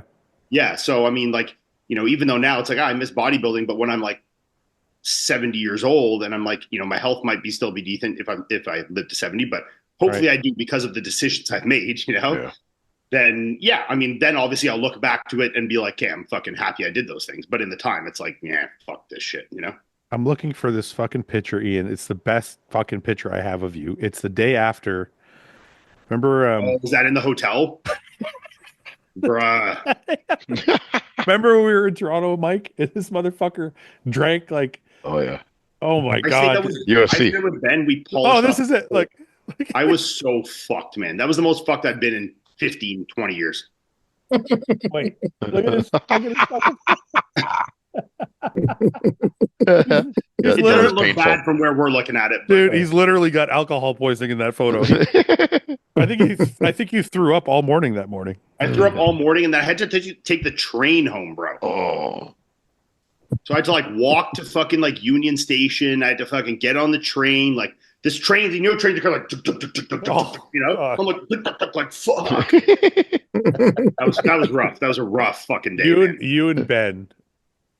I'm just as fucking retarded, but I tapped out just a little earlier than these two. We finished that entire bottle. Listen, you guys were. You should have Seth. You should have seen these two idiots. It was the three of us, but I think I tapped out like just before them. We drank all night, and then we got back to the fucking hotel room, and we emptied out my liquor fridge. And then after that, we went to fucking Ian's room or Ben's room. I can't remember. We emptied out that fucking. I went in there shit drunk where Melissa was sleeping. I'm like stumbling in, fucking. She's like, "What are you doing?" I'm like, "I'm just getting the mini fridge." I just like emptied it into a garbage can, just like threw everything in it, and I flipped it over. They came back. I remember specifically sitting there, Seth. I'm sitting on. Everyone's got a seat somewhere, either on the edge of a bed and at one point, I remember looking at Iain going, "Why are we doing this?" Yeah, he's like, "Who cares, bro?" And he's like, just down another like. And it was gross because we would drink like one mini bottle of like gin, then one mini bottle of like tequila, then one mini bottle of like whiskey. It was fucking gross, man. It was just passing the bottles around. There was no cups. It was so fun though. Who gives? And Ben is the most extreme person I know. It doesn't matter what it is you're talking about. It doesn't matter if it's training. Doesn't matter if it's eating. Doesn't matter if it's drinking. He's like, I'm going to compete until I die. He would just I didn't know that about him. Oh my God. He's fucking wild. Like he just doesn't give a fuck. He's like, I won that night though. Yeah. If that's what you want to call it. If that pitcher is winning, you definitely won. First place. I waited until everybody else was like, all right, I'm done, And I knew the fucked up part is I knew he was doing that. Yeah. We were competing all night long. He would drink a bottle and then he would look at me and be like, I was second place at the Arnold. Where were you? And I was like, I was 6. He's like, yeah, that's why I'm still drinking. This is championship mentality. Oh my God, it's so bad. Okay. I have one example that I honestly, it was probably the best I felt in like since I was in my fucking teenage years. I did carnivore for 6 weeks before last year's Arnold. And you're talking about dreaming when you're sleeping. Dude, I've never had such vivid dreams. I've never slept so good in my life. I lost like 25, 30 fucking pounds. Oh shit. It was the best I felt in so fucking long. And I can't get back to it. I don't know why. But it was like, it was It's incredible. actually what you said there about sleep actually gave me a proper answer for this question. If there is one thing I know I feel better when I do, and that I did for a short duration, especially after I stopped competing, is my like sleep hygiene of like going to bed at reasonable hours. Yeah. Because like I go to bed like I know, so do I. Random. 1, 3, 4, like Yeah. you know, I might like go watch TV on the couch and fall asleep from like 11 till 2, and then wake up and eat something, and then go to bed. You know, get in bed by like 2:30, fall asleep by 2:45. Like you know, I'm getting up at like, and then I'll still get up at like a regular-ish hour. Like I'll get up at like 8:30. You know, where like I had a period where I was going to bed at like 10, 11, and getting up at like 6, 7, and I felt so much better, you know? I was doing that when I was doing carnivore. Everything in my life got better. And then for some reason I was like, it's like that period, you know, when you get really close to a bodybuilding show and you get hungry and your meals start getting closer and you start to go to bed earlier and you're waking up earlier to do cardio. So you're like more in like a everything's functioning like perfect. Midnight till 6:37 kind of time frame. And everything's like you feel good when you wake up, you're energized, you're ready to do your cardio, excited. Like that's how I felt. And I know I feel better when I do that, but I just like love staying up late. I don't know why. I'm the same way. I don't know if it's from like I'm doing nothing. Like I'll stay up and I'll scroll YouTube shorts for 7 hours, you know? Dude, I go on Facebook Marketplace and I'll I'll look at used motorcycles for 3 hours. Dude, and I do it every night. So I'm looking at the same motorcycles. And I'm like it's just like brain candy. Last night I laid on my couch and I watched, have you guys seen this? This is embarrassing as fuck to say, but have you ever seen this YouTube, it's a live show like that's done in like comedy clubs called Updating? No. It's like where they basically do like blindfolded dating in person with people. They bring them on stage, but it's like fucking hilarious, you know? Oh, boy. And I literally just watched episodes of this for like 6.5 hours, you know? The closest I've seen to that is the one where they have the buzzer in between them. Yeah, no, they go and sit down. And there's like a host. There's two hosts, and they're fucking funny. Like they're like trolly guys. Like they're fucking funny, and they ask funny questions. And like the people fucking like, you know, I was watching today one where a girl was saying she had a fetish for guys spitting in her mouth, and a guy got out of the guy got out of the audience and spat in her mouth. You know? Oh, really? Like a stranger? A stranger got out there and literally just spat in her mouth. Yeah. So stranger spit? Yeah. You don't know what he's got. Wait a minute. Fast forward to the middle of the video. See there. Now the girl's on stage with him. You'll see. I got to pay for premium. Yeah, you do. Cheap bastard.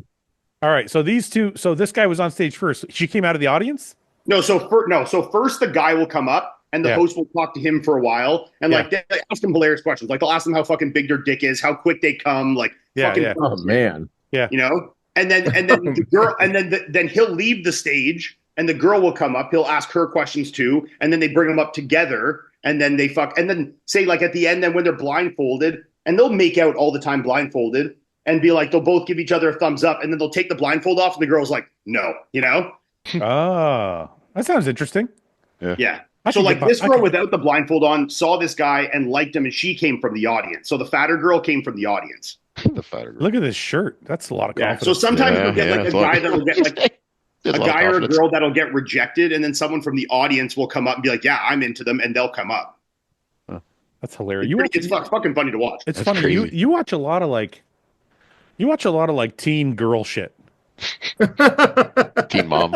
Yes. You watch Teen Mom even when I was around? No, sorry. I don't watch that. Like on television, I don't watch like Melissa watches like Real Housewives and The Bachelor and stuff. I'm not really into those. But like on Instagram or on YouTube, I'll watch some fucking weird shit for sure. All right, I'll give you a confession. You ever see the Whatever podcast? I love that. Oh, okay. With the chicks? Yeah, where they have like 8 chicks and then the guys like just rip on them for like fucking 2 hours. Yeah. I get stuck watching that shit all the time. It's the best because they'll go around the horn. They get Seth, they'll go out and they'll get like 8 like 20-year-old chicks off the street. Yeah. And they'll sit them down and they'll just ask them random fucking questions. They'll make them rate themselves and shit. and every girl will be like, I'm a 10, and then the guy on the panel will be like, you're a fucking 5. Yeah. Slightly above I think average. I've seen some of the clips and everything. I've never watched a whole podcast. Yeah, The premise of it. I get stuck watching that fucking shit all the time. If I'm being honest, it's probably that this is like slightly arousing pornographic for me, like watching the fucking weird conversations that these people have and shit. I'm like, I kind of get into it, you know? Really? Really? I think I'm getting a little excited watching it. And that's probably why. I was thinking Working up a chub. Yeah. I came at it from another side. I was like, I think this is slightly misogynistic, and I enjoy it. Proudly. On that show, it's not at all. Yeah. It's on the whatever show or the one. No, I'm talking about the one that I was. Yeah, watching. yeah. Oh, you think that whatever one? is like the most misogynistic ever, and that's why it's fucking hilarious. Okay, so the one you're talking about, the dating one, that's a little pornographic. Yes. For Ian. Oh, Ian likes it because they're talking about their dick size and like their fucking taboo subjects. Yeah. Yeah. I just want to hear how big the guy's dicks are and be like, hey, mine's bigger, you know? Pussy. And the better thing is that everyone's extremely honest. Like nobody goes up there and is like, yeah, I got a fucking 9-inch dick. Guys will be like, man, I'm like pretty, average, maybe a little bit below, you know? Yeah. I got to check it out. All right. Well, that was one question. Good for us. Took us half an hour. Off to a good start. Okay, we'll do a serious one. Recommendations for the first time bodybuilding contest at 56 plus. Didn't do it as a teenager when I wanted to, not too late, still breathing, lifting, eating. Bodybuilding dreams never die, blah, blah, blah, blah, blah. Recommendations for a first time bodybuilding contest at 56 plus. I was just going to say a local show. Detroit Pro. Well, I don't know if he's from Detroit. Good anyway. Listen, I would just say find Go on the NPC website and see what's the time frame you like, and that's close to you. Yeah, find a local show in a time frame you like and do the novice. Yeah, I would do novice and masters. Do novice and masters, and that's it. That way you know where you stand. You can even do true novice too. Yeah. Mm-hmm. Last podcast you had with Stefan on, he was talking about how he prefers less frequent injections for his guys. Yeah. For his guys, does that include GH as well? I don't think that includes GH. Based on the way he was talking about it, he kind of alluded to the fact that there are some shots that you got to take every day. I'm assuming he meant GH when he was talking about that. When he was talking about less frequent injections, he thought there was some perils that come with daily injections, like scar tissue, blah, blah, blah, blah, blah. So it's not always all positive to do daily injections. That's all kind of he was getting at. But I don't think that included GH. I would agree. Sorry, and just one more thing. Just because for people watching, I'm almost positive he wouldn't have meant GH because GH is a timing thing. You need to do it every day. It doesn't have a half-life where you can extend it past that. And I would agree with him. If you're shooting like 23 gauge 1-inch needles or fucking something every day, I would agree that's not ideal. If you're doing something in small dosing and using insulin pins like 28, 30 gauge, half-inch or fucking 8 millimeter, that I think is different. Your scar tissue is not the same. So yeah, I would never suggest, and I agree with them 100%. The scar tissue is absolutely not worth shooting full-size needles every single day. No, I think he also, and this is something I do agree with him on, I think he also alluded to that once the body is loaded, the half-life is irrelevant because the body is like, how when we say saturation. Yeah, because how we talk about like the benefit to doing daily injections is the peaks and valleys. Mm-hmm. Yeah. Well, when you've overlapped the ester so many times and you're saturated, it doesn't matter if you do a shot every day or every other day. The fucking ester is there. Like you're already peaked out. In terms of a gains perspective, I think he's 100% right. I don't think you're going to get better progress from a hypertrophy standpoint. From what I'm aware of, and I think John Jewett has done stuff on this and seen it translate pretty directly into blood work, is in terms of like estradiol, like in aromatization conversion. Okay. So that I think you can mitigate more with frequent injections. But in terms of if you want to just get fucking huge and you're not worried about, estradiol, like estrogen control, then yeah, there's absolutely no. Yeah, I always thought John's key to estrogen control is that he was maximizing his gear that doesn't aromatase, like Primo. Yeah, that's true as well. And I'm not talking about his overarching theme of like but from what I recall, this was a conversation. I do recall him, and I could be wrong. Maybe somebody else was talking about it, of why that is. There's a reason why doing more frequent injections does have a less impact on aromatization. Yeah. Okay. When maxed out their natty status, how much tren will you let Cade and Arnold run? Okay, let's move on. That was for my dogs. Advice for a 46-year-old bodybuilder getting ready to start his second growth phase after long health phase. Can we actually go back to that last question?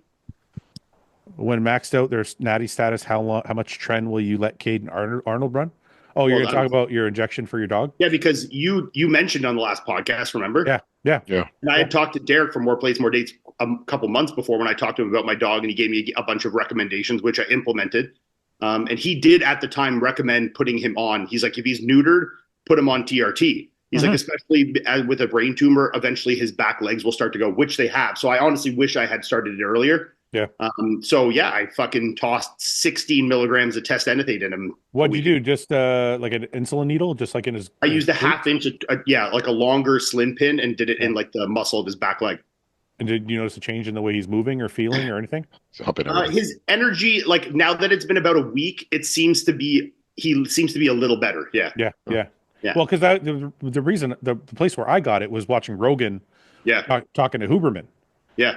And Huberman said his dogs did like a fucking 180 after he put them on test. Yeah. Because he had his dogs fixed, and he said they totally changed after he got them back on testosterone therapy. Yeah, I mean, and I looked at it this way too. Like, my dog is going to die soon, no matter what. Yeah, might as well be happy. Might as well. Like, if it'll even give him a little bit more strength and quality of life for a little bit of time, I'm like, it's not going to kill him before the fucking, you know what I mean? It's like, from the research I did do on my own, doing TRT for dogs is like extremely safe, you know? Yeah. So yeah, I did the calculation. It said 1 to 2.2 milligrams per kilogram, I think it was. I don't know why. I don't know why. I just went in the middle and I did 1.5 milligrams per kilogram. Yeah. I don't know why it's so widely accepted to neuter your fucking dog. Like, it seems like it's such a no-brainer. Like, you're taking this male canine and removing his testosterone and then expecting him to have a normal life. Yeah, I understand their horniness level and maybe like fucking jizzing on your pillows and shit. Yeah. And also for them like in public with other dogs. And I definitely understand it from female dogs going in heat and like bleeding on your shit. Nobody wants that. Listen, I get the convenience of it, but it's pretty fucking, like, if you think about it, it's pretty harsh. It's like, just like, you know what, Paul, you're out of control. I'm going to cut your nuts off. Yeah, chop my balls off. Yeah, might as well, but I don't think of it anymore. Like Paul has said to me many times, so is to people at work that, when I bring Arnold around, they're like, you should get him fixed. He'll be a lot more calm. I'm like, yeah, because I cut his nuts off. Yeah. Like, it doesn't feel like it just, and I'm not saying I'll never do it, but it just doesn't feel right. Well, what about like people get their dog's ears cropped, things like that, just for aesthetics, or even tails chopped. That's fucking cool though.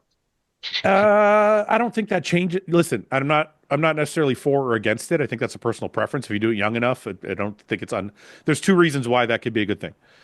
One, a lot of dogs get ear infections, and when you crop their ears, they get less ear infections. Okay. That's 100% not true. What do you mean, really? This dog has had nothing but ear infections their whole life. Well, I'm not saying every dog, but wasn't that one of the premises of doing it, other than dog fighting? I thought it was all aesthetics. Okay, well, let's assume that's false, right? It still doesn't change the dog's way of life, though. What about chopping his tail off? It doesn't change their way of life. Like, if I cut your nuts off, that's changing your way of life. If I cut your tail off, you're still going to live the same life. Yeah, it's like if you get a nose job, which you all want, then you're not going to change your way of life. But if you cut your balls off, it's going to, Right. Well, why was an animal born with a tail that doesn't need it? Okay, stop it. You're just being argumentative. Okay. I'll just be a devil's advocate. If you can tell me how cropping their ears would change their way of life, I'll agree with you. Well, if you had a tail, people would know when you're happy and when you're sad. That's right. You can still tell. It's hiding your emotions now. I had a Rottweiler with a tail this long, and it would go like this. You could see it. You can still tell. But they know from really far away. Yeah. Oh, he's happy. I really thought the ear thing was true, Mike. I mean, it might be true. I'm just, in her case, she's her whole life ear infection after ear infection after ear infection. Yeah. If you could have the answer to one conspiracy theory or mystery, which one would you choose? I would be JFK. Really? Yeah, that blows me away. What's the significance of that? Well, I couldn't just been the one guy. But no. But what's the significance of knowing? Like, let's say you knew the answer tomorrow. What would change? That's what you have to ask yourself about like every conspiracy theory. Yeah, right. No, It no, would I know, change everything. I know it's that, like but you think no, people no, think no, like what would but like if I knew the answers to this stuff, it would change my perspective of things, but like it would genuinely probably change nothing for me as an individual. okay, Yeah, it would just maybe less people would trust government. Maybe that's about it. but hold on a minute. Let's say tomorrow, every news outlet, all the mainstream media, all the independent media, all gave the same news story I gotta take a shit. about. Oh, it's going to be a while. We should pause the, Yeah, you bring pause his the phone with him. podcast. Yeah, bring your phone with you. Yeah, Um, let's say they all said 9/11 was an inside job. Which it was. Everyone would just be like, Wow, yeah, I'm surprised I'm So- surprised the Americans said it. everyone would be like, yeah, no shit. I'm proud of you. No, but like, let's say it was like fact, and you got it's fact. This is what happened. Do you think how much of the world's like psychology do you think would change versus just knowing who killed JFK? I think people's views of the government and like life in general are so entrenched and so grilled into their brain. I don't think that it would resonate. You I think the people that Well- that know, I think the people that are aware and are awake and understand what's going on would be like, no shit, like we've been saying to you for how long? But Yeah, it's but like, that- look at it's been how many years after COVID, right? I know, but hold on, Mike. And look at people like they're being told now that they were lied to, and people are like, so what? But wait a Yeah. minute. And everyone But- else is like, yeah, no shit. Like, no, but wait a minute. I'll tell you the excuse they use because I have some people close to me that are like that. The excuse they use is, well, maybe they know now, but they didn't know at the time, and it Yeah. makes them it makes them feel better. Whereas for 9/11, if a report came out that said, look, the government did it, this agency did it, these people were at the top, and they made the decision, and they killed 2,000 or 3,000. I don't know how many people died in 9/11. I think it was somewhere between 2,000 and 3,000. They killed between 2,000 and 3,000 people on purpose. I feel like that would change a lot of shit.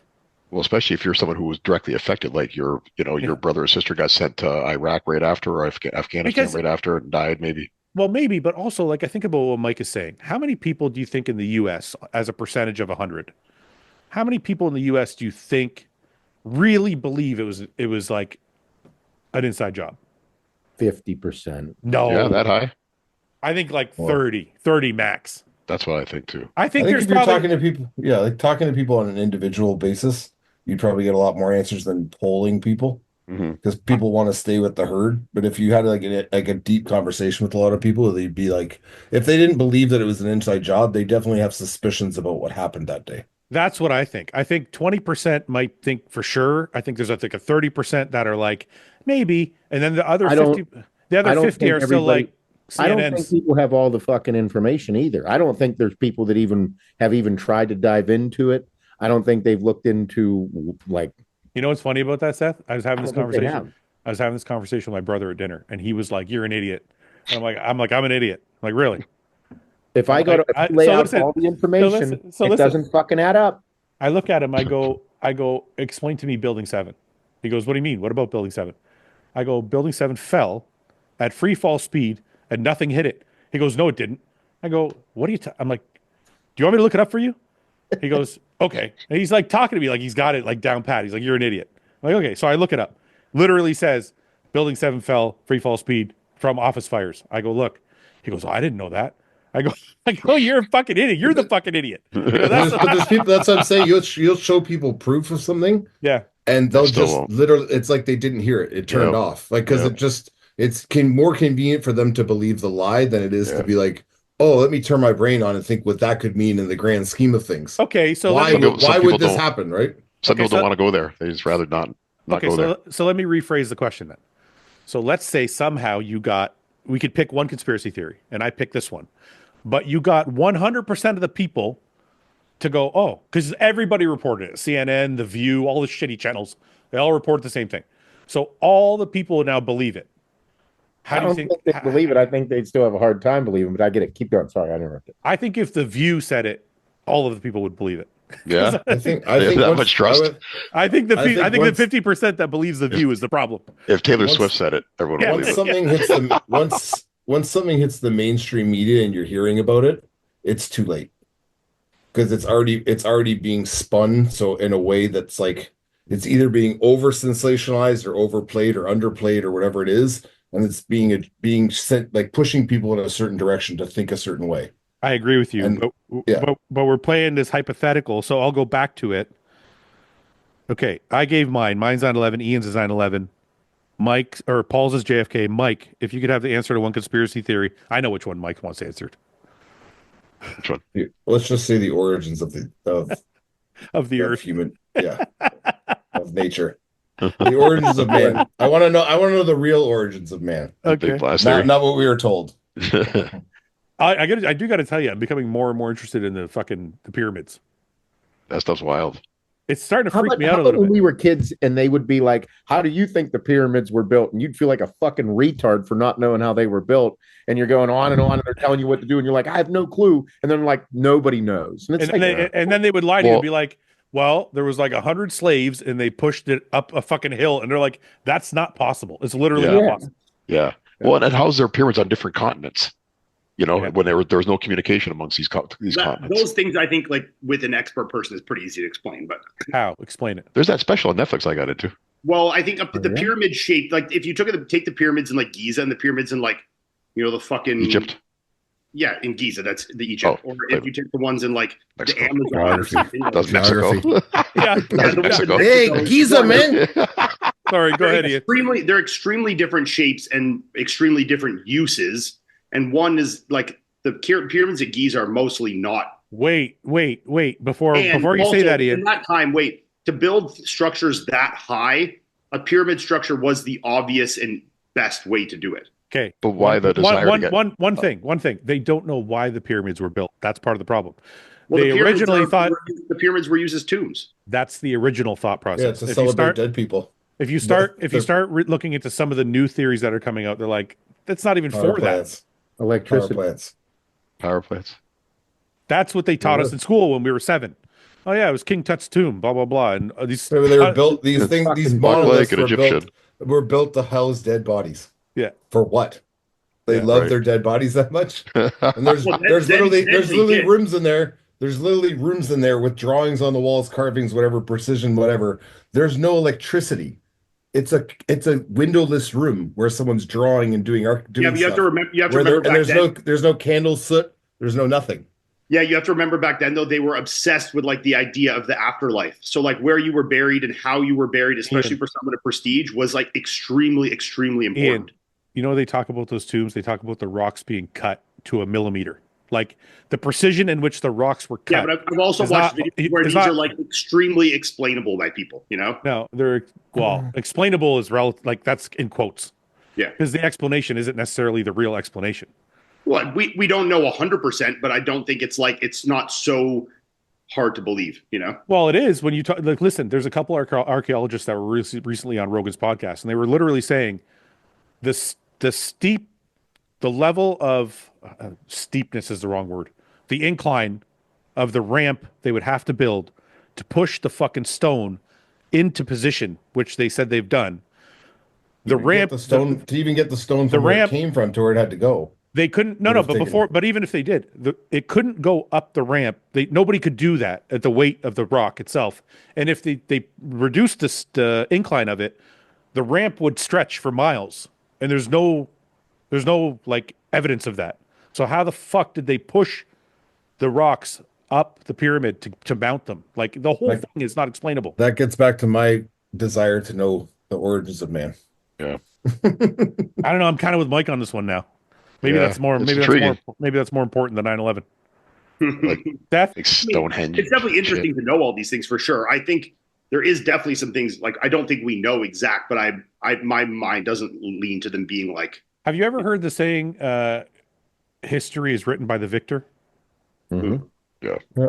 That to me rings true in my head more so than ever before in my life. I think there's so much history that we have no idea about. Exactly. The crazy thing about Egypt, all we know is what we're told. Especially when you think of Egypt, the craziest thing about Egypt is when you're talking about like the first pharaohs to the last is a longer distance than from the last to us. So like you think of how long ancient Egypt, that period was, that time from beginning to end was longer than it's been since there was fucking pharaohs, Yeah. So like, There's it's also crazy talk how that- Huge like, amount of history. you think that of the how area- much our life has changed from like now till the pyramids were, you know, or It's like also till ancient Egypt, like Cleopatra and the Roman Empire kind of came in there, whatever, Greek, whatever. That, how much we've changed since then, and think of how long the fucking, you know, like how much shit actually happened in that time is crazy to think about. And we think of it as like a period that was small, like the 1800s, but it's like, this is like a fucking thousands of years, you know? Right. Yeah. Seth, do you have a conspiracy theory you want to know? I'm into them. I'm into all of them. I'm into Pick one. so many of them. Pick your But it's favorite. hard because I don't know, because every now and then, like the one that I just saw was the dinosaurs and dragons one. Have you seen all that? You believe in dragons?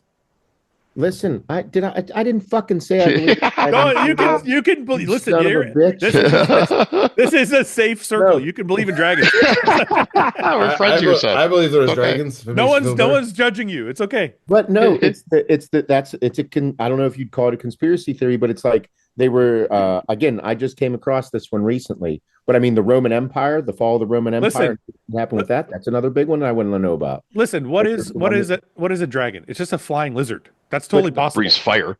Well, that's that part might be made up. But I know It's the these only, guys make it's some the only convincing mythical arguments creature on in the internet. Chinese New Year. Yeah, The Chinese New Year. It's the only mythical creature that's in it. yeah. Why are the rest of them real? But that's supposedly mythical. Mike's watching You know the what I mean? second ones. Yep. Mike, You're the pig, you're the rat, you're the fucking, and then you're the dragon. Like, And then they go through and they say that a lot of the things from back in the day, like I don't know, like now I'm getting into it, like mythical potions, but like things that they go back and they say dragon's blood or things like that. So it's kind of like, man, a little unique there. And then dinosaurs. Again, this is all from the internet. So I'm just. So do you think? So wait a Yeah. minute. I need to get like a concrete answer here out of this conspiracy. So do you think dinosaurs are fake? No. Do you think dragons are They real? were saying that dinosaurs only got their name back in the 1800s. What did we call them before the 1800s? You know what I mean? So that's where. But where's the conspiracy? Where's the conspiracy? There's not really a conspiracy. It's just a topic that it's becoming hot right now that I got caught up in on the internet. Is there a conspiracy that you don't believe in, or that you do believe in? I think like I'm not a conspiracy theorist. Like I just saw this thing. I'm like, I'm pretty much just like things aren't adding up. Yeah, that's Like, how a lot of people are You now. lying sacks of shit have been doing this to us for so fucking long. When it comes to the government, how do you believe the government with anything? Fuck them all. Well, I it's don't funny. believe though. them. people are Like, waking dude, up. how many times have you lied to your wife about something or your kids about something? Yep. Like these people control the entire fucking country and the world, and you think that they're just telling us the whole truth? Yeah. No. Give me a fucking break. They're always honest. And they're also run by massive corporations that influence everything they do and have their interests in mind. Yeah, dude. It's so I don't feel believe like- any of these fucking assholes. I feel like Ian is the least conspiratorial out of the group. Yeah. Ian's scientific. Yeah, sure. I have too much of I need more. I'm not someone that can necessarily believes one or the other. I just need like overwhelming proof of something to even begin to believe it. And that's not saying that I think that the pyramids were built one way, but like I haven't seen anything that's so compelling from anyone that I trust in any regard to make me believe otherwise. Like something like 9/11, 100%. I believe that's a farce, you know? Yeah. Or like, you know, I could get on board with the moon landing being faked 100%. I see the reasons why they would do that. And I think there's some adequate proof there. But I'm not my mind, unless it's like something really tangible that I can really like lock onto with a lot of proof, I'm not going to believe here or there, you know? My thing is, I don't know what the conspiracy behind the pyramids is. I just don't think they fucking know. I don't think it's a conspiracy so much as something they don't want. Yeah, that's what I'm saying. They don't want you to tell you because that opens up a fucking like a wormhole of like understanding what happened prior. What about Antarctica? Right. That's a good one. Yeah, that's a really good one. That one's a little bit. I've seen that one be debunked though. Really? Because people are like, you can't travel there, and you can. You just need to get because apparently you need like a special permit or something. Yeah, but that's because all of the countries that are. This is what, to my understanding, all of the countries that are there are equally. They have a treaty where they're all equally responsible for Antarctica. So you need to get like a special permission to be there because it's not one country's land. But then you read about all these like these lakes and stuff underneath the glaciers that So you there think for so? thousands So of wait, years. I just want to make sure we parse this out for the people watching. So you think that there's a crack in the ice wall somewhere, and you go through it, and then there's a bunch of like greenery and lakes where there's like a different world.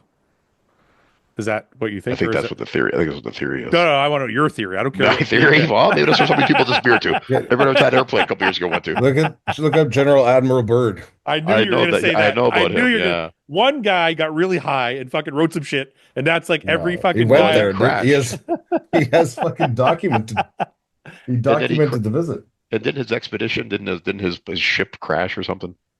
Come or his on, plane. man. You guys, come on, for real. His plane you guys crashed, right? You guys think in the middle of Antarctica there's a whole other world that we don't know about? I don't think The it's only the thing that middle. doesn't make I don't sense think it's about the it middle of being like anything. greenery. Go ahead. I don't think it's the middle of anything. He's You next just think dimension. it's an extension. It's an extension. Maybe. Go ahead, Ian. What were you going to say? I can't remember now. I think with it being like a green, nice place there, the only thing that doesn't make sense to me with that is like climate wise where that is geographically on the earth. But I mean, it depends if we're going with like flat earth here. But if with me believing in a globe earth, then I would believe that to be impossible because like climate is very tangible with where you are on the planet to me, you know? it is crazy how far and how quick these things can get out of hand. Yes. Like Yeah, you know a why though? thing, You know you're why like, though? "Whoa." You know why though? Because it's fun. It is. Yeah, Like- for like sure I- it is. Like Yeah. I have a field day with the 9/11 thing because it's so fucking blatantly obvious Yeah. that it's unreal to me that other people haven't been like, okay, like There's some fuck shit going on right now with that Tesla truck that blew up. And fucking, Yeah. And they just found dude's passport because they always Attacked. just seem to find passports all the Yeah. time. The body's And burnt beyond recognition. Incinerated car. Right. I don't. You guys are It's like so it's bad at wild, being man. criminals. They leave their passports behind. Had to Right. bring it with me. Why is, it, Everything's why, singed except for the passport. why is the passport always pristine? I don't Because know. they got to show you that Right. who's Look the at guy, it. and then they take you on a MTV Cribs tour of his house. Right. This Oh, I is where he saw made that. bombs. The This chick is in where the he made yoga this. pants. It's like, what the fuck are we talking about? Are you guys think we're stupid? His chick in the yoga What pants did is you- looking what at his did you- apartment the next what day. did you- Nothing to say, worry Ian? about, guys. Wait a minute, Ian. What did you say? You said something there. Oh, I just said like, yeah, what's the convenience of them always having like, even when I travel, I'm not like leaving my fucking place with my passport in my bag or my pocket at all times. Like, I why is know. it they conveniently all like? Look, I understand if it's a plane crash having a passport, but like when you're driving in a fucking like, why has everyone got their passports with them all the And your time? military ID too. Apparently, you have to have that next to your passport. All right, let's Yeah, move on. yeah, We can do this for another. We can do this for another hour. Immediately Okay. sent an email out a few days Right. before. This is a weird one. It just says, and maybe you guys tell me what it means. It says, "Does Samson being your athlete give you the pass?" For being more Well, biased with him. Yeah. Well, Is that what they're saying? yeah. Well, But yeah. you well, would have to be right of him It's winning. like, why is that so hard to comprehend that you would back the person that you support? Right. Well, right. it's not. Well, What the because fuck? you know why? Because I think it's because we have we have like, I don't want to say a news show, but like we cover bodybuilding shows, so people expect me to be objective about the But competitors. we would all have our biases too of who we like, and just you know Yeah. what I mean, like if I was like a huge Derek fan, I think and I was always people- pumping Derek's tires, You know what- like You know what I think's different about it, Mike? It's the conspiracy theory of. It's the conspiracy theory fixing of. shows. you do secretly run the IFBB and no one No, does. no. You know what it is? It's because it's because there's money involved. So if I wasn't paying Samson, or he wasn't part of Hostile, would I still be his fan? Is what the theory is, right? So, rigging all those. but shows but for the him, reason that doesn't fly is I signed him because I was a fan. Yeah. So it's like the chicken or the egg, right? Like I signed him and then started paying him because I liked his physique. So it's really a strange. Yeah. Anyway, I didn't know what that's. You've been kind of screaming that he was going to be this guy for a few years now. Yeah, I think I would get a pass by now. Nope. Not yet. In prison, at what point is it no longer gay? 25 years, 40, life, with or 6 without months. chance? Yeah, 25 years. You fucked. 6 months. I think whether you like it or not, it could be any time they want. Yeah, yeah, depending on your circumstance. To this question, though, I think timing how early matters to how long the sentence is. Because, like, say you only have a Yeah, if you only have 6 months and you're like 3 months in, you're like, I'm gonna get a like if blowjob. you have a 3-year sentence, if you have a 3-year sentence and you start doing shit 6 months in, but if you have a fucking life sentence, well, 6 months in, you're like, I'm going to be here for my life anyways. Like, might as well get started. Fuck it, you know? Ian's there the second day. He's like, my friends. might as well. That's a good point. It's I'm like, gonna be I hold my pocket, walking around and shit. got my eye on you. Been watching you. it would be fucking hilarious. Ian gets in there for life. Second day, he's like, I'm gonna get a blowjob, and then they're like, oh, we made a mistake. You can get out. Yeah, he gets pardoned. He gets pardoned the next day. No regrets, Fouad. No regrets. When you guys discuss possible coaches for guys who are in the market, why does nobody ever mention Neil Hill? Yeah, he doesn't get mentioned a lot. Yeah, No, he doesn't. He doesn't seem to be as active anymore. Well, I Just mean, mentioned him. he coached. He was with Sergio for a little while. I mean, He's coaching Mike Summerfield, who just pushed Chris at the Olympia. Yeah, and he just really? he did coach Flex Lewis, who won 7 fucking Olympia titles or 212 Yeah. Olympias.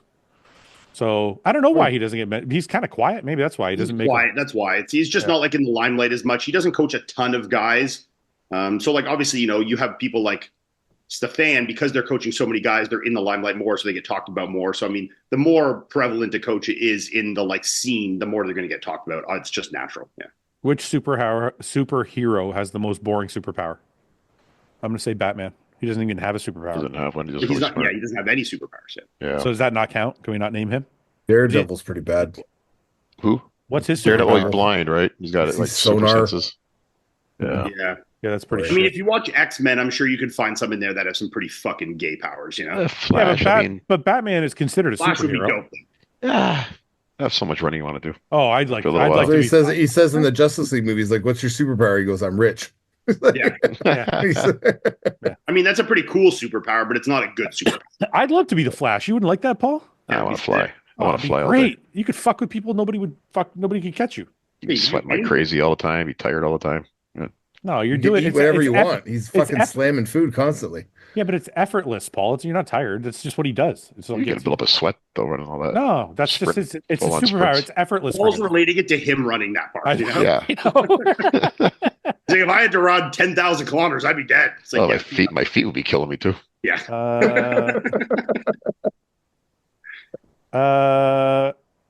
Let's see. We'll do one or two more, then we'll go. Favorite fruit? Yeah. Go around the horn, Seth. Fuck.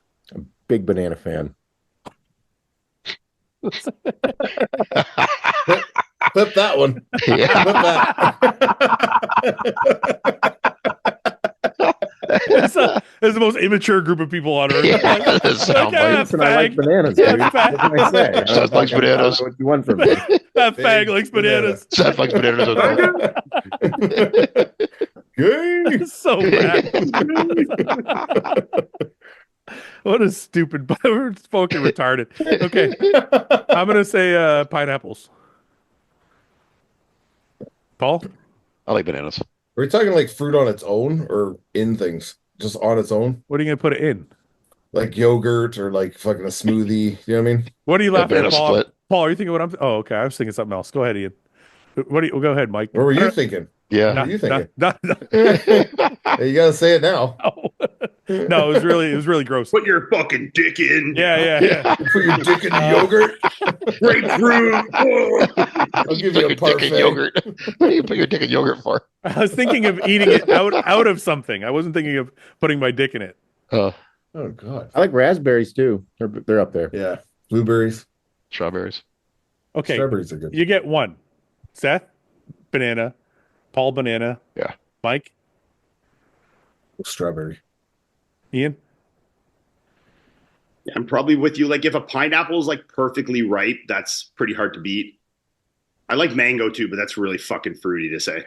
I want. Why? Delicious, though. Why is mango fruity to say? Why Just like is that? kind of like it's just like a not like typical kind of like a Listen, a, banana is the gayest fruit. You can't beat banana. yeah, kind of like a Mango is- shoo mango's fag boy way gayer. fruit, you know? I like a seedless orange. I do. Of course, this fucking guy wants it seedless. Yeah, I don't like I like a I've never- clementine. I like clementines. Clementines are Clementines are good. sick. Yep. Can I tell you something, Paul? I've never ever once ate an orange and thought I wish this was seedless. No, I Never. do. I won't eat the ones with seeds. What? I like watermelon too. Love watermelon. Like Watermelon's summer up there for me. Watermelon. Yeah, Seedless No, watermelon. it's Watermelon. number two for me. Watermelon. Black Yeah, as we'll go with fuck. that. I had sumo oranges. Have you guys had sumo oranges? No?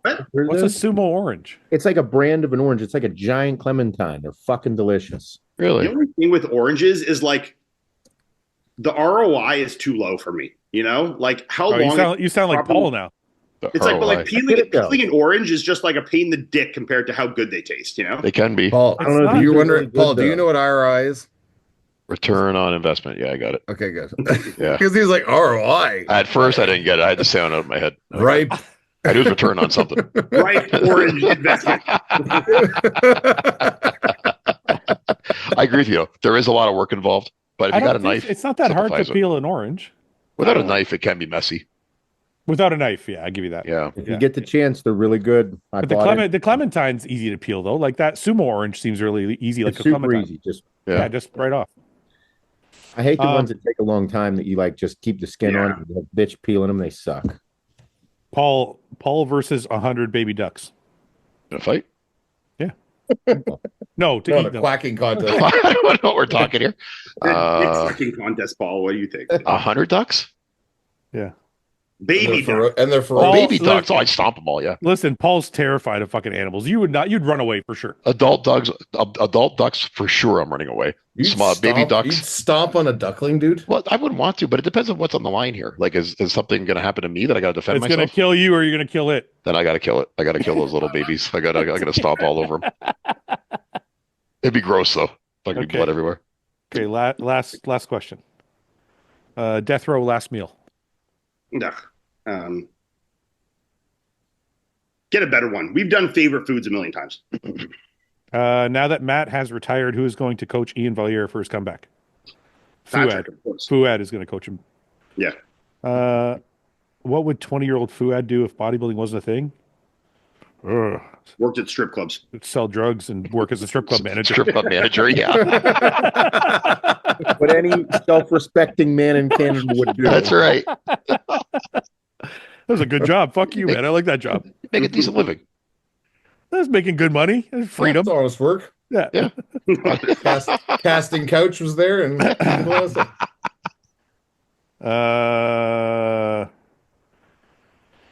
Oh, this is a good one. I don't know if I want to bring this one up. Who would win in a fight? One Mike or two Seths standing on top of each other? there's no way I'm beating two Seths on top of each other. That's 4 arms. I'll take me doubled up. Yeah. That's eight. That's fucking eight weapons. 8 limbs coming at It's you. like the dude. It's like the dude from Mortal Kombat who's like got the forearms.